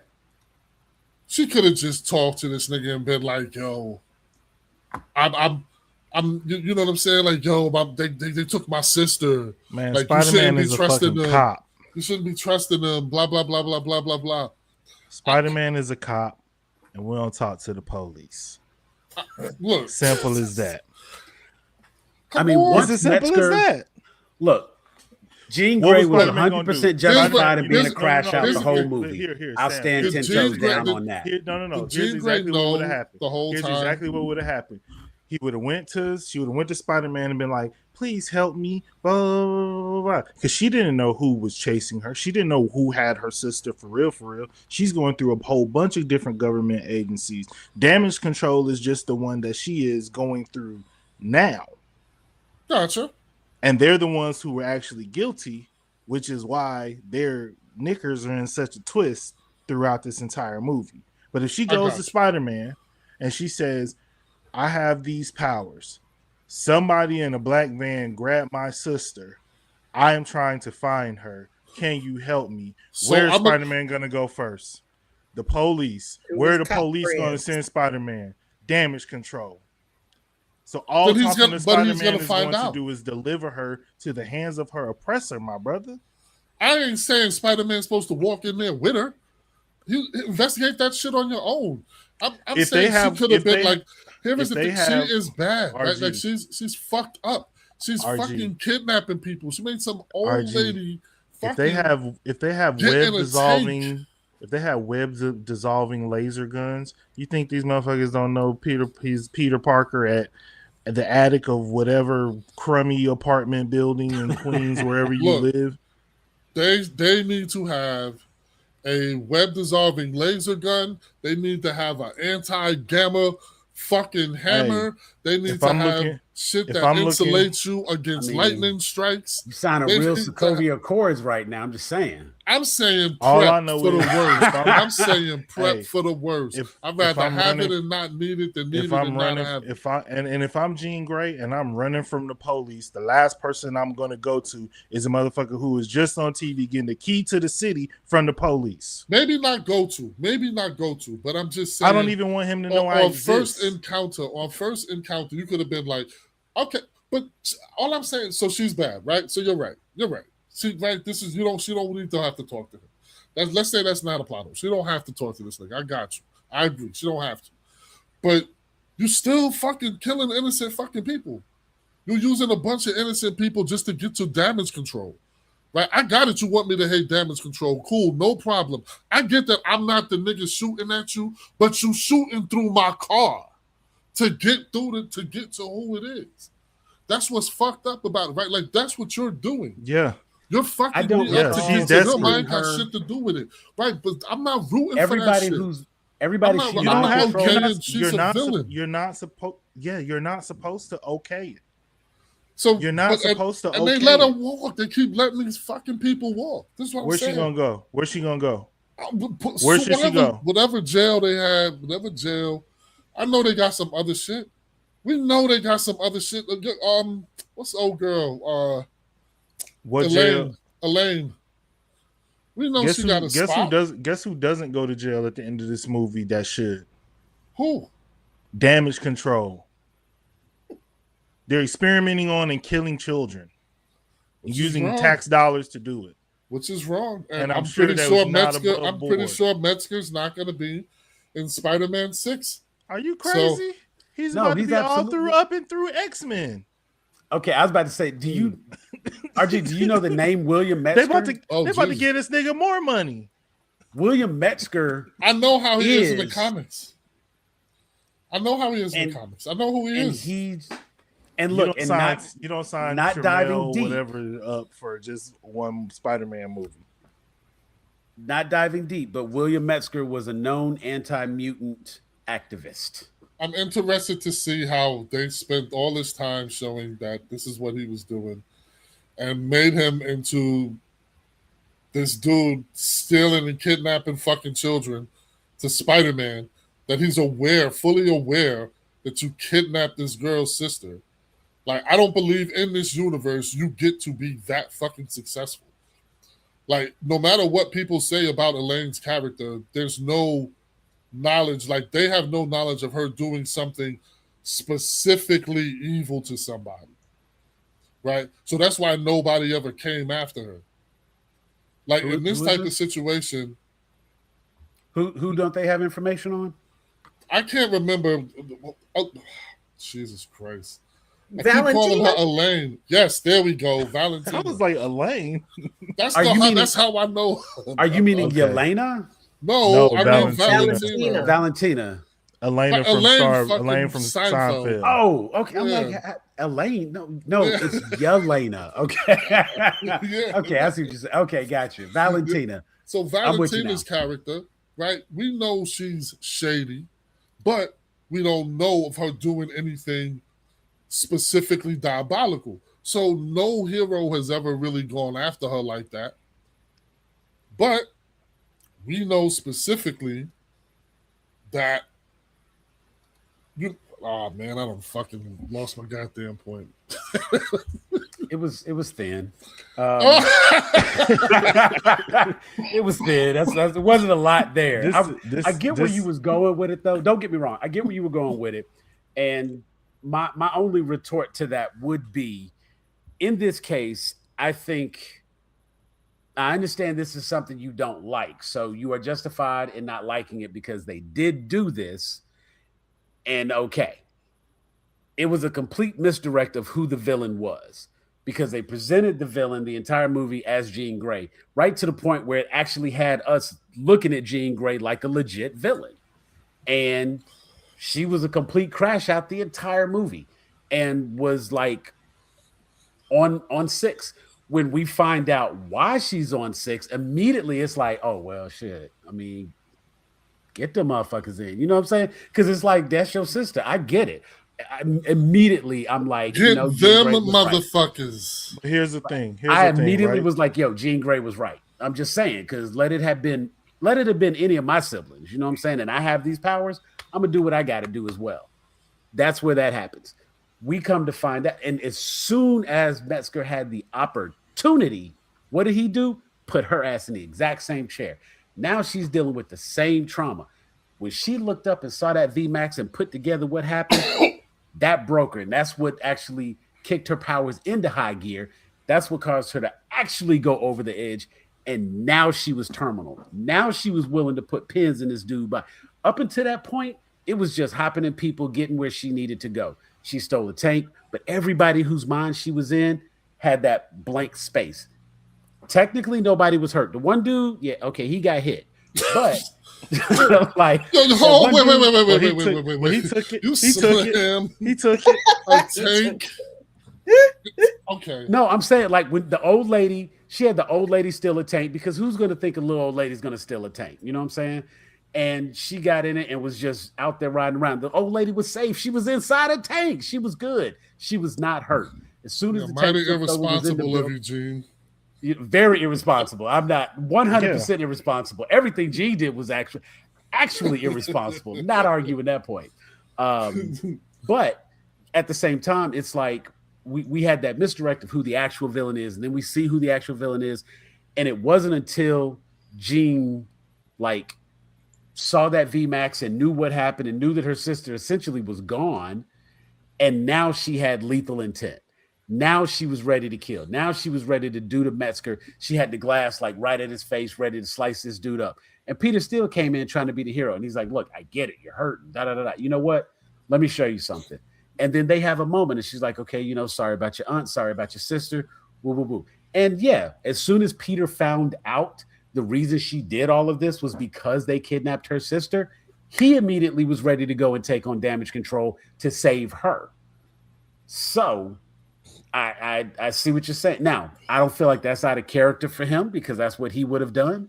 But I don't think that had she told him the story from the beginning, that he would have just been like, he would have been naive, and he would have said like, no, damage control, they're the good guys. They're the, you know, like they take care of it, especially after Metzger. No, it's a cop friend of mine. It's a cop friend. You can trust her. Look, hold on. Like a cool that is definitely not my major She's like a cool point cop. of contention. My major point of contention is not, you know what I'm saying, is not yeah, that was cold. Peter was dipping on that, but I think he was also under the influence of the spider mutant gene at the moment, so he was kind of like, what can he do to help? You know, well, no, I mean, that's another plot, right? He didn't see it come, but I mean, you didn't just look to the left. No, because she was controlling him, and she was just walking back and walked in the street, and boom, he got hit. Fucking New York, fucking city. But like, how the fuck did you not think there wasn't a car coming? There's never a time a car. I've never been to New York, and if I was mind controlling somebody else, she did that on purpose. She did that on purpose. She did it to on make purpose. him to be like, if you keep following me, now I'm going to start hurting people. It's one thing for me to jump, but if you keep this up, I'm gonna start hurting people. She drove a tank in the city. Like somebody's car got fucked up. A lot of people's car got everybody fucked up. everybody who live in New York with the Avengers got great insurance. Because let me tell you, why would you own a car where the Avengers live? Come on, yeah, now. but That's some like living people, in Metropolis. Why would you do that? Their abuela is getting that money. It's not them getting it because they dead. Yeah, I would be on the other. I would be on the outskirts of Metropolis. I wouldn't live in Gotham. Directly in the driver's side. I don't want to live in Avengers, New York, because that's crazy. Yeah, I'm not believing nobody got hurt in these situations. But I love the way it's so, you know, we do all this destruction, and all of this shit falls from from buildings, and you fucking fire off fucking rockets and hurl shit. You know what I'm saying? Ain't you seen the Liquid IV commercial where like nothing falls on there and Spider-Man swing by and catch it all? Everybody gets one. Man. Friendly. So what you want? You want to see civilians getting smashed by marbles? I don't want to see gargoyles. I don't want to see it. I'm just saying. Yeah, It's a comic book movie, man. PG-13 on that. That's why Frank ain't kill nobody. You know what I'm saying? Like, because Frank would, like it would have been shoot first, ask questions later, and Frank did real good. And they gave him something in this movie. I don't remember. They gave him plenty he could shoot because he was able to unload on the Hulk and yell and scream, and no people were injured in the making of this film. You know what I'm saying? Wow. Like, he was able to do it. And truthfully, I think even the dude that got hit, you know what I'm saying, he must have survived because, man, if he didn't, like, yeah, it's like, look, if he didn't, damn, Peter, like, really, that's what we doing, bro? If you get hit and you slide up on the hood and back down, you all right. Yeah, if you get hit and you roll up over the top and through the back, yeah, that's what it's okay. Yeah. If you get hit, or and if you get hit forward, and you go fly, yeah, you get hit, and you go forward. Yeah, you dead. That's when you're gonna like slide on the You're ground not and you out. Yeah, that's that Yu Hakusho hit right there. Science, guys. Mythbusters, anyone? So, let's see. Yeah, I'll drive. What else? Got that. Were there any other key moments? Anything else that anybody need to touch on? Because I'm ready to do my overall rating, and then I have another little topic I want to hop on, real quick. Oh, all right. Well, yeah, let's. And it's Marvel related because they tried to pull the wool over my eyes, and I don't appreciate. Oh boy, I know where this is. What this is. Yeah. All right. And you told me I got to have the energy when I get into it, right? So I'm gonna do that. So first up, I think Jean. I think the casting for Jean was great. I think she was a great character in this movie, and I got to see her in a light that I had never viewed her for before, and that was really refreshing. So I think they did a great job with that.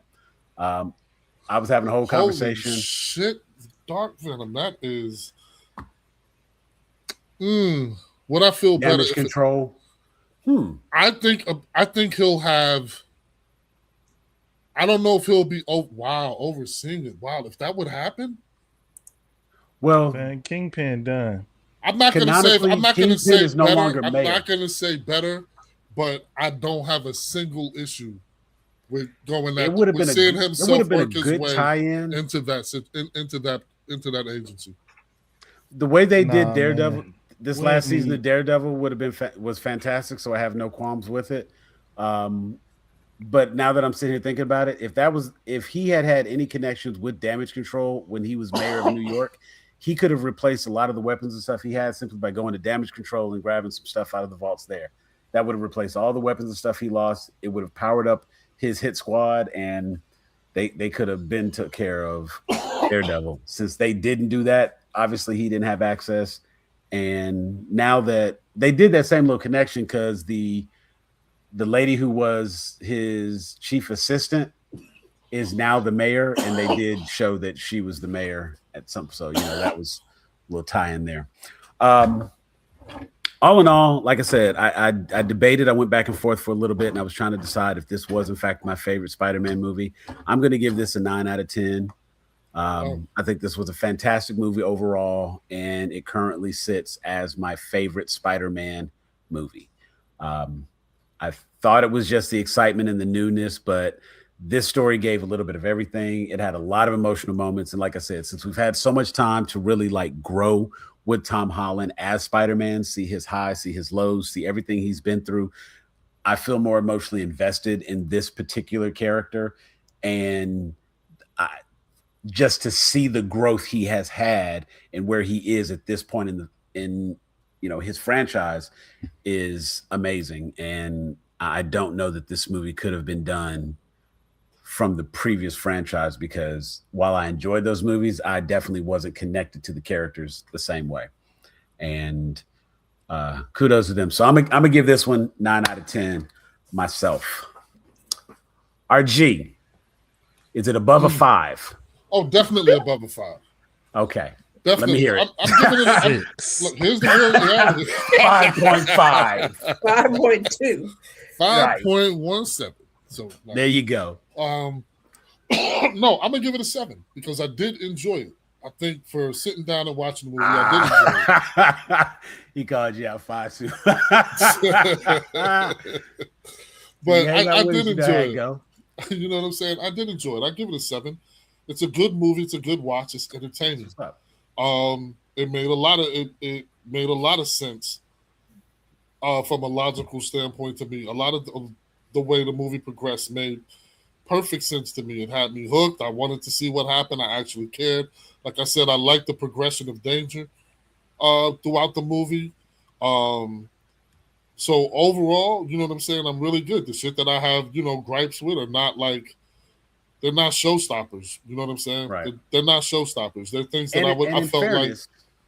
They are consistent gripes that you have. So yeah. I can accept, I see where the redeemable villain versus just a standalone villain is consistently an issue. So I get what you're saying. I'm gonna give you a little shit about it, but I absolutely understand what you're saying. Yeah, it's just that's a big thing for me. It's a big thing for for me. You know what I'm saying? Like it's like that is something that makes a movie better to me is when I can actually hate the villain. You know what I'm saying? Yeah. Obviously, I can it's enjoy. Also a sign of a really good villain when you just despise the villain. Yes. So I get what you're saying. Yes. Yeah. Oh, go ahead. You had something else? No. That's it. I'm giving. Don't let me cut you off now. If you want to say what you got to say, Teresa. Yes. 1 to 10, 1 to 5, however you want to rate it. What do you think? I'm gonna give it an 8.5. Okay. Because I don't want to give it a 9 because that's too close to perfect. I definitely don't want to go below an 8 though, because I think it was a very good movie. Okay. I laughed, I cried, and I don't know if it was. I think it's probably my favorite Spider-Man movie, and Tom Holland is absolutely my favorite Spider-Man. But this version of Spider-Man is my favorite because when Tom Holland started, when he was first Spider-Man and he was like 15 and really young, all I could think was, is this little motherfucker ever going to show up? I mean, shut up. Right. He was talking. I mean, quips, the way Spider-Man just kind of like bounces off of stuff. His energy, I just wanted somebody to thwip him across the face and shut his ass up. He would not be quiet. So I definitely like this more mature, more battle-hardened, experienced. And it's a shame he had to be, it had to come to this where he had to lose everybody he knew to mature or whatever. But, this mature, quieter Spider-Man is definitely my favorite version. So okay, that's what I have. All right, we got same after this movie. I would even say Tom is the best Spider-Man. Did love his previous Holland movies, but this one felt more like Dark Knight than a typical MCU movie. Okay, I'm still a Toby fan. Now, Toby to me is still the best Spider-Man. But I guess it felt more like Dark Knight in terms of the best of the trilogy, and and I'm a No Way Home. No Way Home is still my favorite of all of them. I absolutely loved No Way Home. It was damn near flawless to me. I'm pretty sure I gave that bitch a 9 point something. Yeah. See, that one was an 8.5, and this one is just edges it out. Jeff. Yeah. Let you choose your own rating scale, but what you got? I give it 4.5 mics. Nah. I give it 9 thwips. I'm just kidding. Love it. Yo, clip that. Okay, where's that? Somebody clip that. Clip that on Twitch for me. 9 thwips. Yeah, I really feel like though it's like this. There's multiple difficult things happening in this movie, and it really stuck all the landings for me. It wasn't like completely like flawless. I actually didn't cry in this movie, I think because I have experienced what he experienced with Zendaya, with a girl just being like, I don't like you how you like me, and then having to do the sad like swing home. Oh, Not the sad swing home. You still gotta drop her off.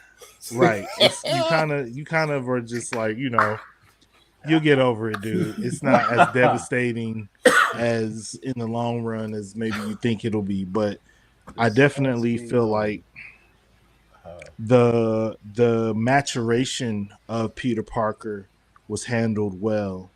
The acting obviously was super great. His interactions with everyone around him and kind of showing him interacting with people as equals, not as mentor mentee, was good. I think the introduction of a untrustworthy agency was handled well. I think the introduction of powered people was handled, and the conflict that will ensue with those people, and even the understanding that Spider-Man is going to get caught in the middle of this because he does understand both sides. So I think there were so many things that had to be handled well. Plus, coming off like we back in the or was a superhero for tease, Supergirl flop, and somehow like that has some shit to do with Spider-Man, right? People still, I feel like with Thunderbolts and Fantastic Four, MCU has been steadying the ship. But there's still the people who are just like, we just waiting on them to fuck up so we can jump back in. Hey, people love this. It made $1 billion in less than a week. I think that it handled the characters well. It's a good movie. It gave you fan service without being disrespectful. It showed that Tom and the director, I forget his name, they actually cared about the characters. And I think that was kind of the thing that's been missing with people feeling like you could tell Robert Downey Jr. cared about Iron Man. You could tell Chris Evans cared about Captain America. You could tell Tom Holland cares about Spider-Man, and they're doing a good job of showcasing that and endearing him to the fans. And you can tell with the work that this is made by people who like Spider-Man.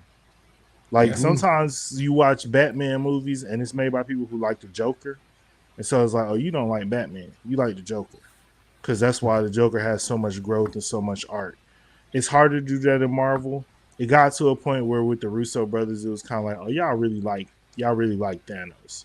Y'all really like Loki.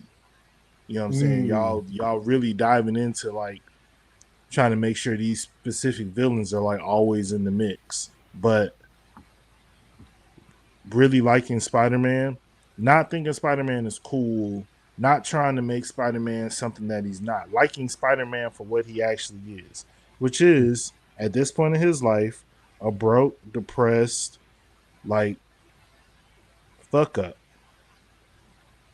And watching him navigate this is the consequences of his mess ups. He's a baby away from Peter B. Parker. Yeah. Yeah. And I think having this and allowing the mutation to work its way out and processing the trauma that he had and having an opportunity even to heal from it a little bit is going to power him up and make him a better Spider-Man as well. He now has if he runs out of web cartridges, he's got a backup emergency supply. He's got the organic. I'm wondering if they're going to stick with organic webs or they got to let him kind of. Yeah, he accepted his spiderism there at the end. He didn't cure him. He didn't cure himself. Right. No, I get that he didn't. I'm looking at you Spider-Man. He didn't, and even just listen to them go through the science of how do you think I made it? Like y'all is even I'm sitting in the movie like fucking nerds, man. Damn, that is amazing. Well, these are MIT students, but still, wow, and I do like that they really showcase an opportunity, one of those rare moments where we get to see again, just how smart this guy is. You know what I'm saying? That it's not just, I mean, granted, he's strongman punch hard, but he's also like a brain, Right. you know, and, Yeah. I was very, very impressed by that. Okay, good deal. Um, so it's funny that you were mentioning, here's my segue. You know, it's kind of crazy that you were mentioning the director, because his name is Destin Daniel Cretton, and he was the guy who directed Shang-Chi and Legend of the Ten Rings. And he had this other project for Marvel that was really good. It's called Wonder Man. Yeah, man. And Yeah, man. just found out we're not going to be getting season 2 of another project at Marvel. And I really need for Marvel. Yeah, that's where we going, bro. And okay, and that's what's up. Yeah, the humanity of the movie. It was definitely in there.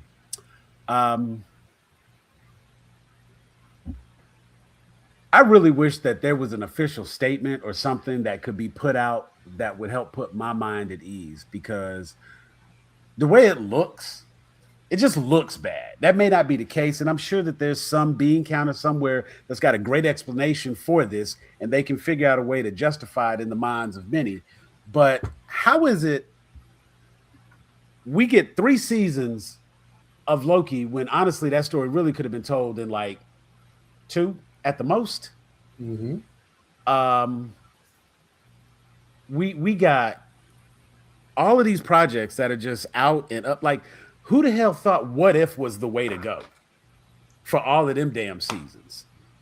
You know what I'm saying? And then they spun it off and they did Marvel Zombies. And I want to jump on Marvel Zombies, but Jeff gave like a really good breakdown. I forget which video we were talking about it, but he gave a really great breakdown on how popular Marvel Zombies as a whole is and the concept of zombies and whatnot. And there are people who are just like, the minute they be like, ooh, only 300 more days till October. You know what I'm saying? So you have the spooky kids out there that just like live for that kind of thing. So, okay. What about the kids who live for another season of Wonder Man, another season of Ironheart?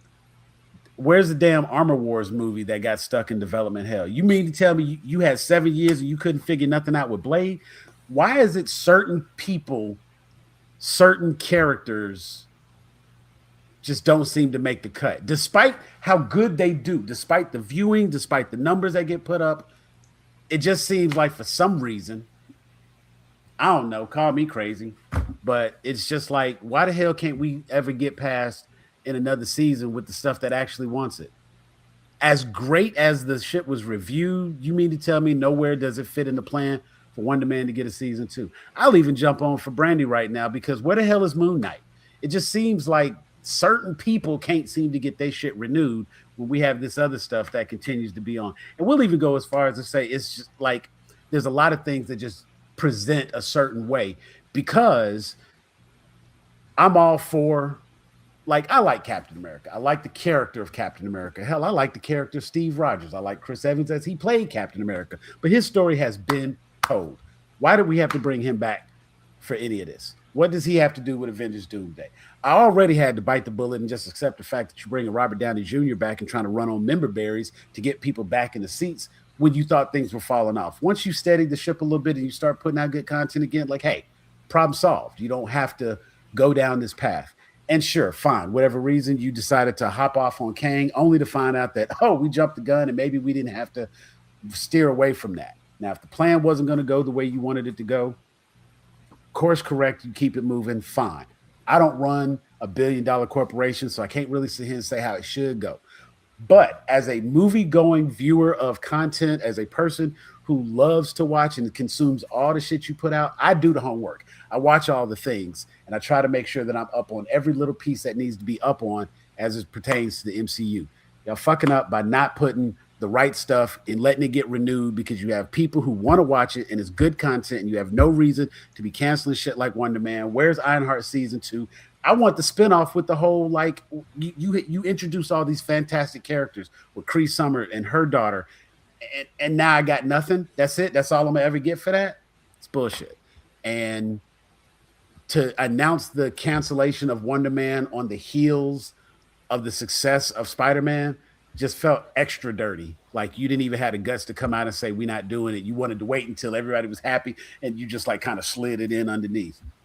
It just irks me, and it's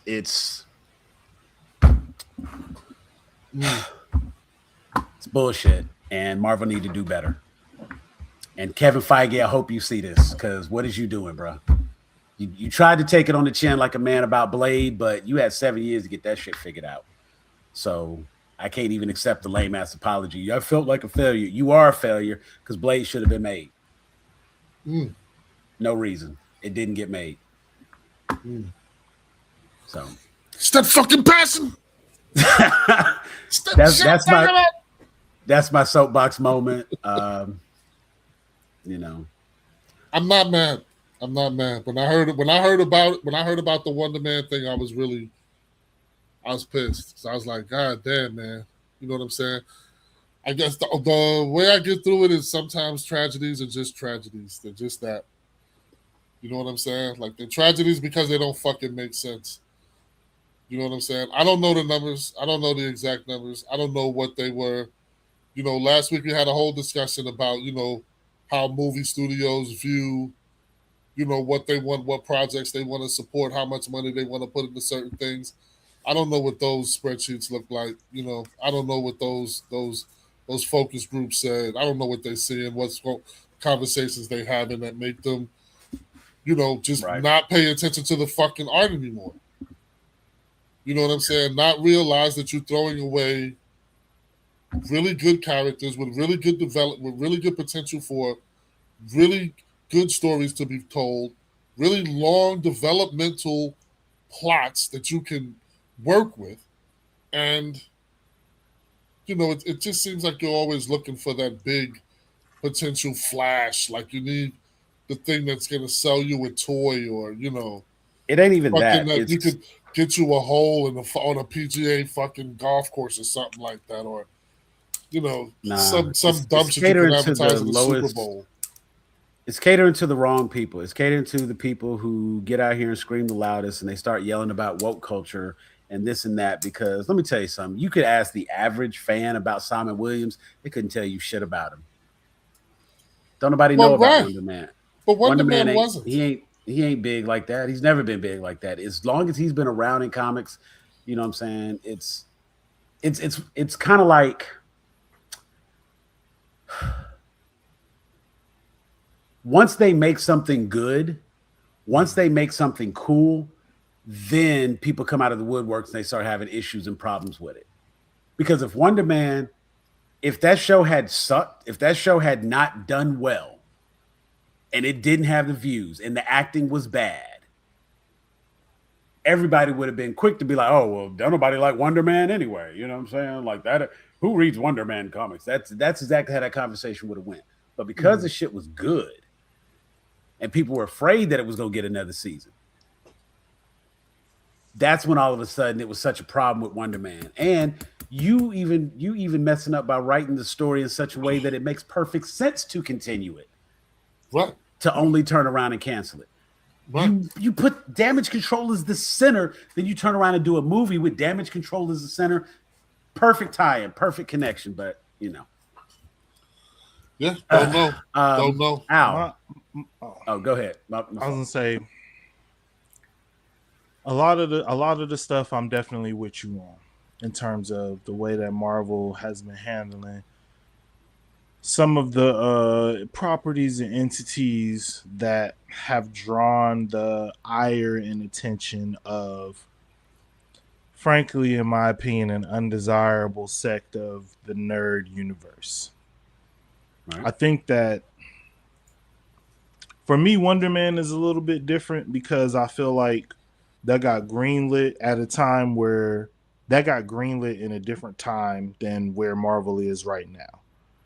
I don't think that it's actually going to be the end of where I don't think we're not going to see Simon Williams anymore, but I just maybe think that his story is going to get rolled into like a West Coast Avengers and all this, because they've had to revamp and move so much stuff around, and they're doing some rejiggering over there with like Marvel Television and all that stuff like that.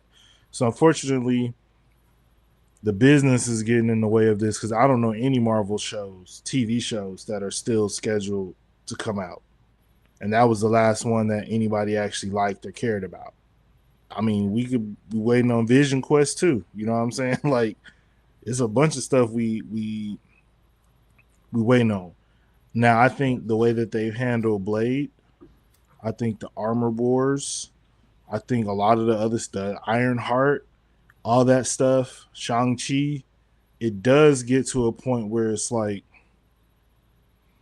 so if this doesn't make $1 billion and sell a bunch of t-shirts and toys like Black Panther did, it's not going to get the same love and attention creatively, even though a lot of these are brand new characters that don't have the same history and social standing as Black Panther does, because they haven't been around as long. What is the investment in these? What are we really like doing when we're putting these things out? Are we just throwing stuff up against the wall to see what sticks? Or are we trying to introduce people to these characters in a way that they're going to eventually know and love and follow and want to be around? The Blade thing, I think that was just like people ain't really responding to this like magic thing. I think after Sinners, they was kind of like, because I've heard rumors that the plot really was on like basically Sinners, except Blade was there and was killing like white people vampires, which I would love to see, but I don't know if in this political climate, Marvel wants to be on Fox News and own like all them lower affiliates with people calling them out. I think they're trying to figure out how to walk the line. Spider-Man is probably the easiest way to do that. Ushering in X-Men is probably a great way to do that. A bunch of stuff with black characters probably is not a great way to do that at this point, business-wise, unfortunately. And I think, though, you have to make those decisions and say, we're doing this for the sake of the art, not for the sake of the dollar or the shareholders. Like, we're thinking about we're not necessarily worried about the people who constantly come out and voice disapproval. We're also concerned about the people who show support, who feel seen and cared about by seeing these characters. So, business is all about what's popular at the time. I think the more people speak up, the more Marvel is going to see and understand that this is a problem. Now, Spider-Man making $1 billion less than a week doesn't necessarily increase the urgency, but I do think that it's not a good story that Marvel wants to have out there, especially considering the company's history, the usual, you can't get ready to tell the X-Men story and have a problem with the black community, because all you're going to see is a bunch of TikTok creators making videos about Marvel X-Men was a black allegory, and now the company doesn't care about black people at all. They don't greenlight any black shows or movies or this or that. And you're going to have a hard time getting X-Men off treating black people poorly. So I'm hoping a lot of these characters have been not sidelined, but saved for Doomsday and for Secret Wars and all the projects that are going to happen in between all that. But it is fishy. It's like you announce the Spider-Man thing happens, you announce the new Black Panther, and then you say, but we ain't got nothing else for you. That's about it. So go and get. I'm that's reminded, almost, yeah. Of course, yes, Spider-Man did do, as Jeff said, a Billy in the first week. Yeah, it did. But I mean, you can tell that Marvel wanted it to do that because they promoted the living fuck out of this Spider-Man. Yeah. They promoted it. There's Spidey tracker. There's, everybody has a line of Spider-Man uh, licensed merch. Everybody. You got Spider-Man on coolers and lawnmowers and sleeping bags. And it makes me think of things like Wonder Man did well in spite of Marvel because they didn't promote Wonder Man at all. They dropped all the episodes. They forgot they was releasing it. Right. They dropped all the episodes at one time, or half one week and half the other week, or whatever. Within 2 weeks, you could watch the whole thing. So I feel like they made Wonder Man in spite of, or Wonder Man was successful despite Marvel. And I'm also reminded of Moon Girl. I feel like, they were basically just throwing us a bone. Yeah, they gave us Moon Girl. They made it very appealing to us. And then they even threw us a second season bone. But if you didn't watch every episode of that show and, commit it to memory or whatever, you wouldn't remember Moon Girl because there was not one piece of merchandise. Yeah. I looked because when it got canceled, I wanted to remember it for myself since they weren't helping me. There was not one piece of merchandise, no clothing, nothing. There was not an action figure. There was nothing Moon Girl. So I am pissed about not having Blade and Wonder Man being greenlit for season 2, and they had signed all the contracts and everything. They're scheduling rehearsals and tapings and stuff, and then they take it back. If I hadn't heard about it, it could have been one and done. You told me. They do all of this, but then it's like, but you're getting Black Panther 3. It's like, y'all should be happy. Where's Monica Rambeau? Where, what's his name? The one y'all can't stand, Captain America, Sam, whatever. Sam Wilson. He's off in the background in the Doomsday poster, and Chris Evans is over here right next to Robert Downey Jr. Right. So on the corner, as much as I'm the night. I'm the what was it? The Marvelous Miss or whatever it is. Miss Maisel. Yeah.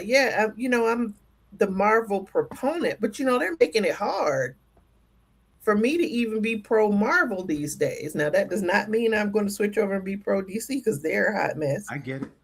But it's like, hey, they're making it hard, Yeah. It's just, and I'm going to be mad about Moon Girl probably for the rest of my life. So, as you should be. That was such a good show, and it needs. I just don't want all of the characters that I can't even say I like. You know what I'm saying? Because that wouldn't be fair. I just need somebody at Marvel to have enough voice, right? Balls big enough to say, right? Because they can't. It looks crazy that we're only canceling these shows, right? They can't think we're so stupid that we're not gonna notice. We're not going to figure out when they throw us a bone. They cannot think that we are all collectively that stupid. It has to be that they don't care. And so here's the funny thing when we talk about, I don't know what happened with RGF. Thought he would be back by now. Oh, he He sent a said there was message that he's at a power outage. Yeah. Oh, okay, cool. You know what? I don't even have that up on my screen, so I missed that.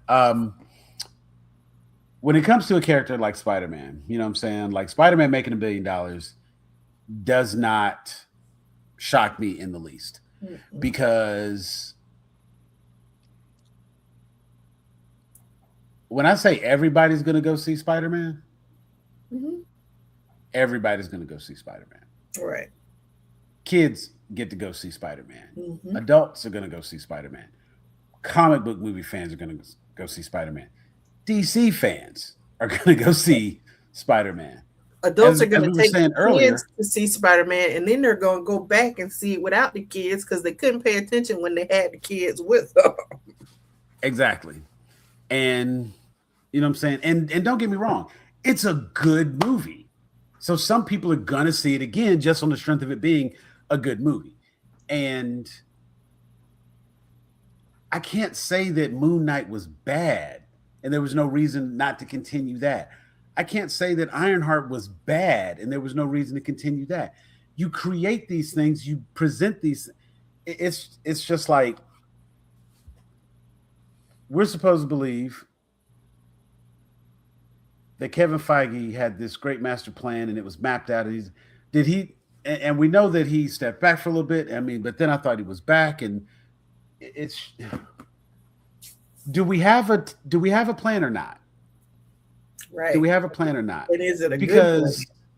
Because it honestly feels now like there is no plan. It 100% feels like they are just putting something out, waiting to see how it does. And because Wonder Man did so well, they was quick to be like, oh, we should, you know what? Let's greenlight a season 2. And I was happy to get that announcement. When there was the delay on getting the announcement for Ironheart season 2, expected. Unfortunate, but expected. I would have been really happy to hear that there was a season 2, but I know how they. Yeah, I know how these things go. One. Not at all. I mean, because Ironheart, she's black and a woman. Hell no, she's not getting a season 2. The only reason Moon Girl got one is because she was animated. Yeah, they put it on Disney XD. They got to fill out the time block for that. I don't know. It just, again, I just need somebody somewhere to look and recognize and understand it's just not a good look.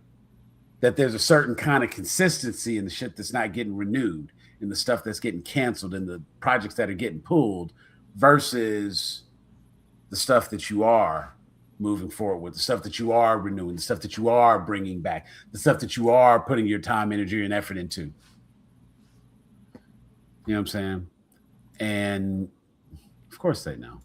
Now, I will say I have read a couple of places this same thing. And I think even Jeff was saying that a moment ago, that they are moving away from TV shows and focusing on movies.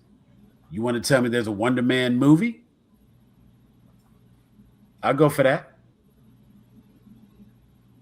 You got renewed for a season 2, and then before anything happened, you cancel season 2.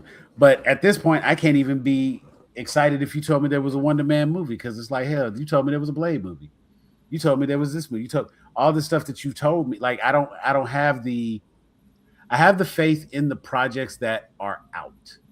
I have faith in the projects that are being done.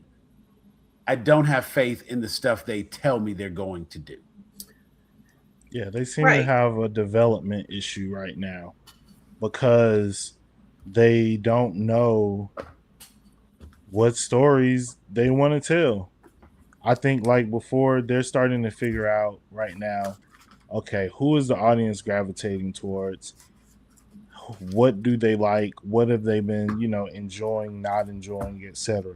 Like, we like Yelena. We know that now. We like Tom. We like these people. You know what I'm saying? Now, what's going to have to happen in order for me to feel like this is not some intentional anti-black shit is these motherfuckers gonna have to start getting integrated into what's going on in the movies, even if it's like one shots, like what they did with Punisher, right? I would take honestly 10 of those a year over 3 bad TV series. Yeah. You know what I'm saying? And especially with showing how well they do crossovers, how well they show characters who maybe we don't expect to actually interact. They do that really well. They do. I think that going from a season arc to like, let's do like a nice little 60-minute, 100-minute movie, 90 minutes, whatever, right? Like a TV, like an old TV movie of the week on Saturday night type movie. Let's do just a bunch of those and tell like really quick, concise stories. We don't have to draw stuff out unless it's with characters that we already know. And even then, it's like, I don't know. Like I would watch 10 more episodes of this Daredevil, but I would much rather watch him in a movie. I'd much rather watch than another movie with like Jessica Jones and Luke Cage trying to do whatever they're doing while raising their daughter. And then you can watch, maybe the movie is Daredevil training White Tiger or something like that. You know what I'm saying? Like, show me these glimpses of what's going on through the world instead of making it feel like I'm stuck in one place. Even if it was like a Moon Knight little 90-minute shot. I would be cool with all that if that's where they're turning their attention.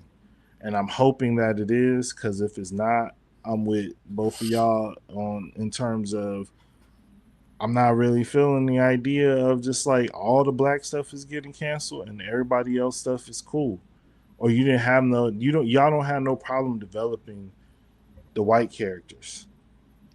Y'all know what stories y'all want to tell when it comes to them. And then for some reason, when it comes to us, there's all this hemming and hawing and hand wringing, and you can't quite figure out how to get the voice right. It's like, well, okay, let's start with hire some black people.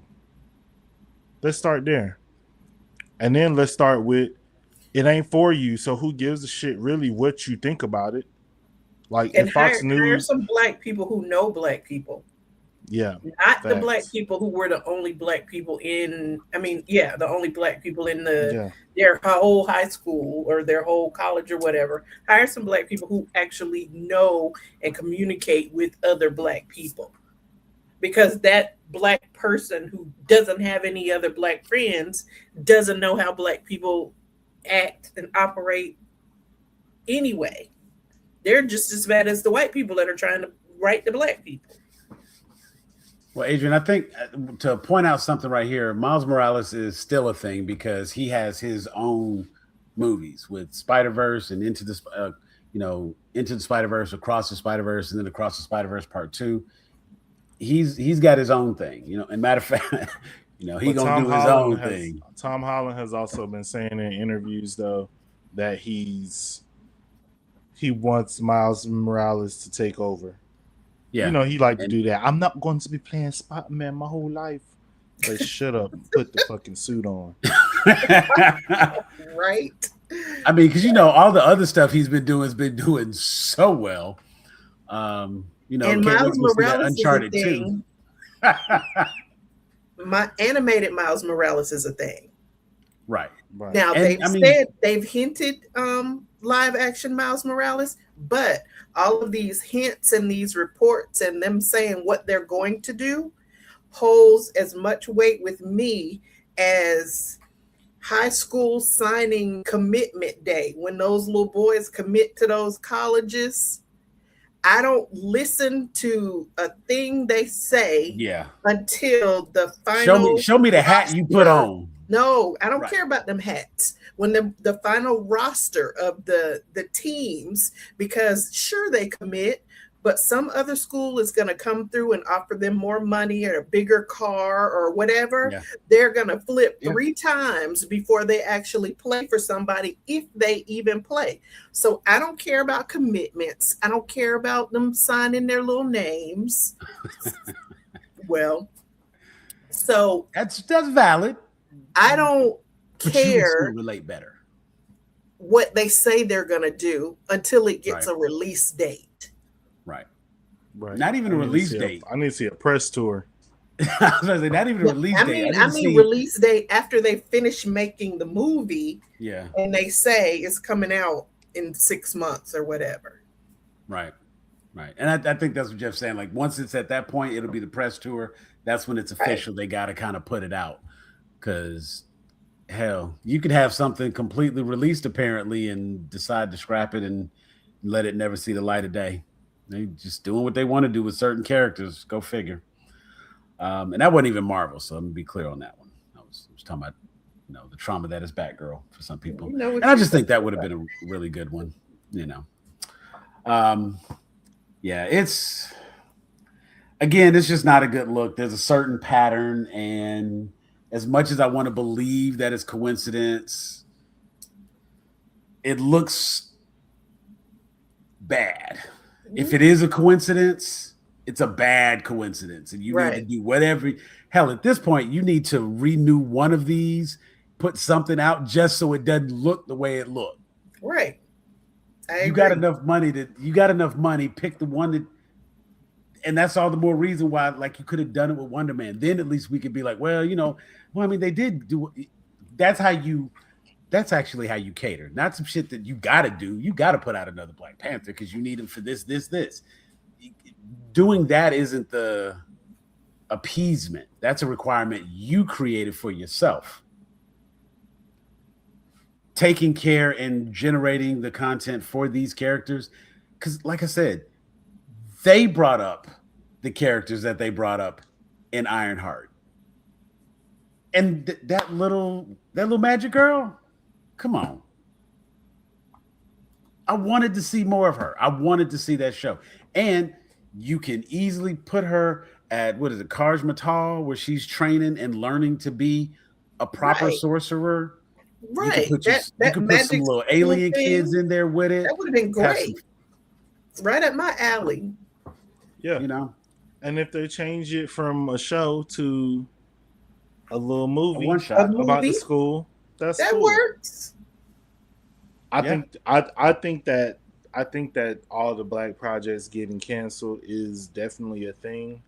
I definitely think, though, it's kind of like their television business is in like serious limbo right now, so they're trying to figure out what is Marvel's contribution to the app going to be, because it's like you make something like Wonder Man, people liked it, but I think also it was how they released it. I think if they would have released Wonder Man week by week, certain audiences would have fallen off and it might not have gotten the critical acclaim that it did. Like, imagine the episode where the dude not about Wonder Man, about the other dude who was like letting people go through his body. And then that was the only episode that you got that week.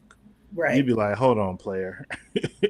We're doing too much Wonder Man. So I think like, even in thinking about how they're releasing stuff, I feel like it's one of those things where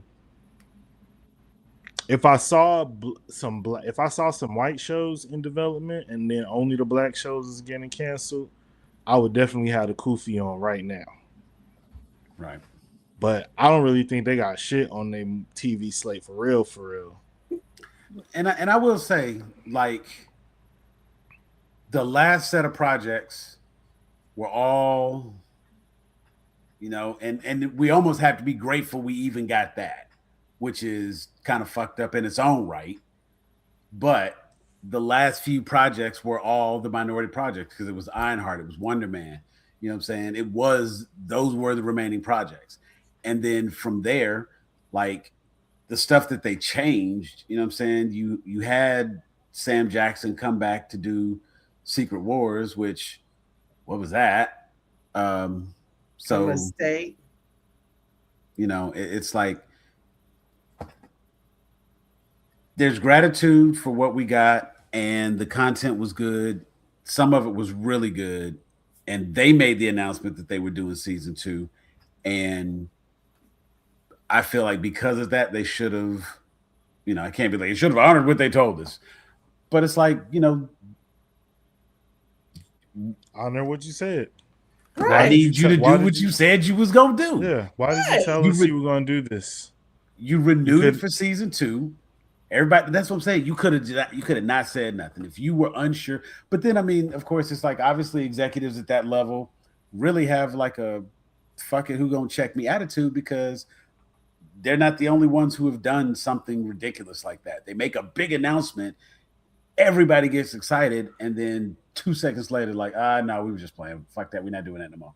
That's why I can't get excited until it's coming out next week. Right. So, I mean, it's like, but again, just like you said, the marketing, the love, care, and attention that's given to some projects versus other projects, it's very telling. Regardless of what it is, it's still very telling. And they doing a bad job, and they need to check themselves and do better. And Kevin, do better. And it seems like it's all the minorities, because we don't have She-Hulk season 2. Like they made a big deal of their streaming service, and then they took everything off the streaming, and they want to focus on movies again. So in a minute, ain't gonna be nothing on Disney Plus up to shit. You can go back and watch that. You can watch what's out there, but don't raise the price on my Disney Plus when you ain't putting none of the shit I want to see on. Well, Disney Plus is hardly Disney Plus anymore, because you have to go in there. You have to go open Disney Plus and choose Disney, because it's got Disney and Hulu and somebody else's tabs in it now. So, I mean, Disney Plus is barely Disney Plus either.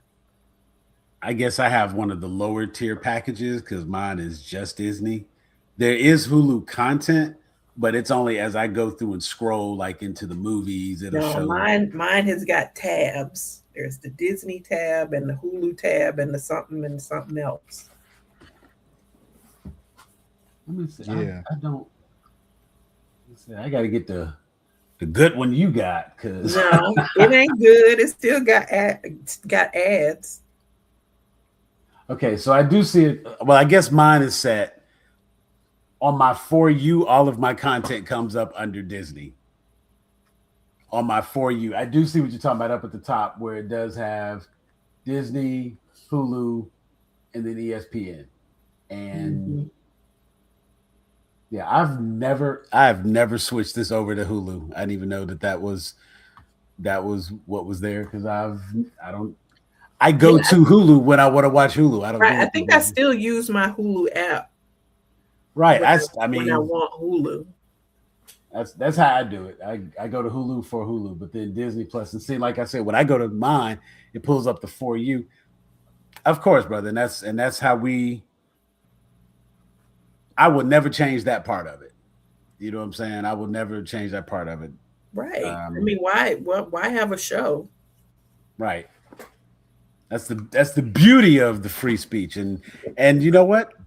That is why we do the show the way we do the show. I don't want to get on here every week and talk to you week to week about the episode I just watched and you just watched. We'll talk about that shit in the middle of the season, and we'll talk about it as a review at the end, because you watching it, right? So I'm not giving you Easter eggs or anything like that. And if it's something big, it'll make it on one of the 2 shows that we do. I don't like doing daily reviews every week for what comes out. Now, if the shit really popping and something happens in the episode we need to talk about, we'll jump on that. And while I'm thinking about it, Jeff, I do want to schedule some time to talk about the Avatar movie, Aang. Yeah, I want to. And we can talk about that before we actually do therapy, or we can tie the two. No, I feel like that one kind of needs its own little conversation. If you say so. You want to? I mean, you are more Avatar knowledge, like so you got to let me know how you feel on that one, but I watched it, I enjoyed it, and I would like to discuss. I have questions about that more than anything. I definitely want to talk about it. I need to watch it. Honestly, I just haven't had a chance to sit down and just like watch it. I probably will watch it this weekend though. I caught it in 2 showings. Like I sat down to watch it one day. It was good and it kept me entertained, and then I had to do something. So I was like, okay, let me stop right here because I know exactly where I'm at. And everything. Sometimes it's hard to watch shows because if I see patterns, I know the formula, I know exactly what's going to happen. And that's exactly what the hell happened. And so I was like, yeah, we can pause it right here because now I got to see how we're going to get out of this. And that's definitely where it is. So I'm going to go back and check that one out. Yeah, I enjoyed it too. So I definitely want to make sure we discuss that. I don't know what's on the books for next week just yet. Sure there'll be something between now. Oh, you know what? We'll be will next week be the last episode of X-Men? No, they're doing 10 episodes, right? X-Men 97? I thought it was finished. Are there more episodes? Because they've done 8. There's one more. One more? Okay. Yeah, that's what I was like. Oh yeah, we could do X-Men next week, but oh no, shit, there is one more episode. So no, we could do X-Men next week. Everybody got to have it watched by Wednesday before we. I get up in the morning and watch that shit with a bowl of cereal. I'd be at work. I would be at work. I have to. I don't get the opportunity. Well, then you say you won't be able to watch it. Don't put it on us. Everybody. Like, well, everybody's got to be able to watch it.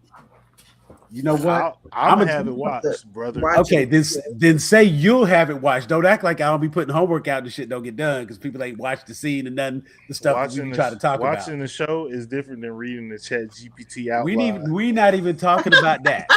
We're not even talking about the outlines. We're talking about there have been times where we have not been able to talk about stuff because ain't nobody watched the shit that we was talking about. And all I'm saying is, in this case, if we were going to talk about X-Men next week, everybody would have to have the final episode watched to do a full review on it. That's all I'm saying. It's just one episode. It's one like 25-minute episode because I've watched all the rest of them, and I'm usually the one that's holding up the rear. So, okay, so it sounded very strong, like we're gonna be talking about X-Men next week. And yeah, I got witnesses, right? Y'all heard that. They said they was gonna be on their game, gonna be on top of it. And cool. And I'm with it. And honestly, no, I do believe it. X-Men, the shit has been really good. So I do trust that y'all will have that watched at the time. And I'll be looking for it. And you know, like that'll actually be a lot of fun to talk about because this has been a hell of a season. So we're not gonna dive into it tonight. We will wait, and that'll be what we talk about next week. Join us next week and come back and you can talk about X-Men 97 with us. That'll be a lot of fun. Did anybody have any final thoughts as we get ready to wrap up here? Don't want to skip anything. If there was anything that you didn't get the chance to talk about or mention, no. All right. Well, Teresa has the magic square. That is our QR code. Don't worry about it, baby. Just Teresa has the magic square. It's cool. Yeah, I will. There you go. So we're gonna say I've got the magic square, and that's the wrong side. That's wrong. On my screen, it's it's here. There you go. Yes, which is precisely why I wanted no parts of it. Okay, hey, it's all good. It is right there. So be sure to click that QR code right there. Share it with your friends as well. Let them know they can join us and they can be a part of these conversations with us as well. You know what? We appreciate everybody who's here with us tonight. And we, like having you guys in the comment makes it a lot more fun for us because we like to talk with you all as you all get a chance to talk with us. So like, share, subscribe, tell your friends, bring them in. And you know what? Help us get over this 500. We're like right here at the cusp of 500. You know what I'm saying? I'd love to be over that 500. I'd like to be on the way to 1,000 and then start talking about we're on our way to 2,000, road to 10,000. That's where we're trying to be. So, you know what I'm saying? Be sure to share information with your friends. If you need, text me and I'll send you this QR code and you can let people know how to join us that way as well. Because I'm not shy about it. I want everybody to be in here talking with us. So let's make that happen. I will see you all next week, and I appreciate you being here with us tonight. We've been having a great time talking about Spider-Man. Brand new day. RG is with us spiritually, so I'm gonna talk him out with us as well. So for Teresa, RG, Jeffrey, I'm Elder Geek Sam, and we are out of here. Peace.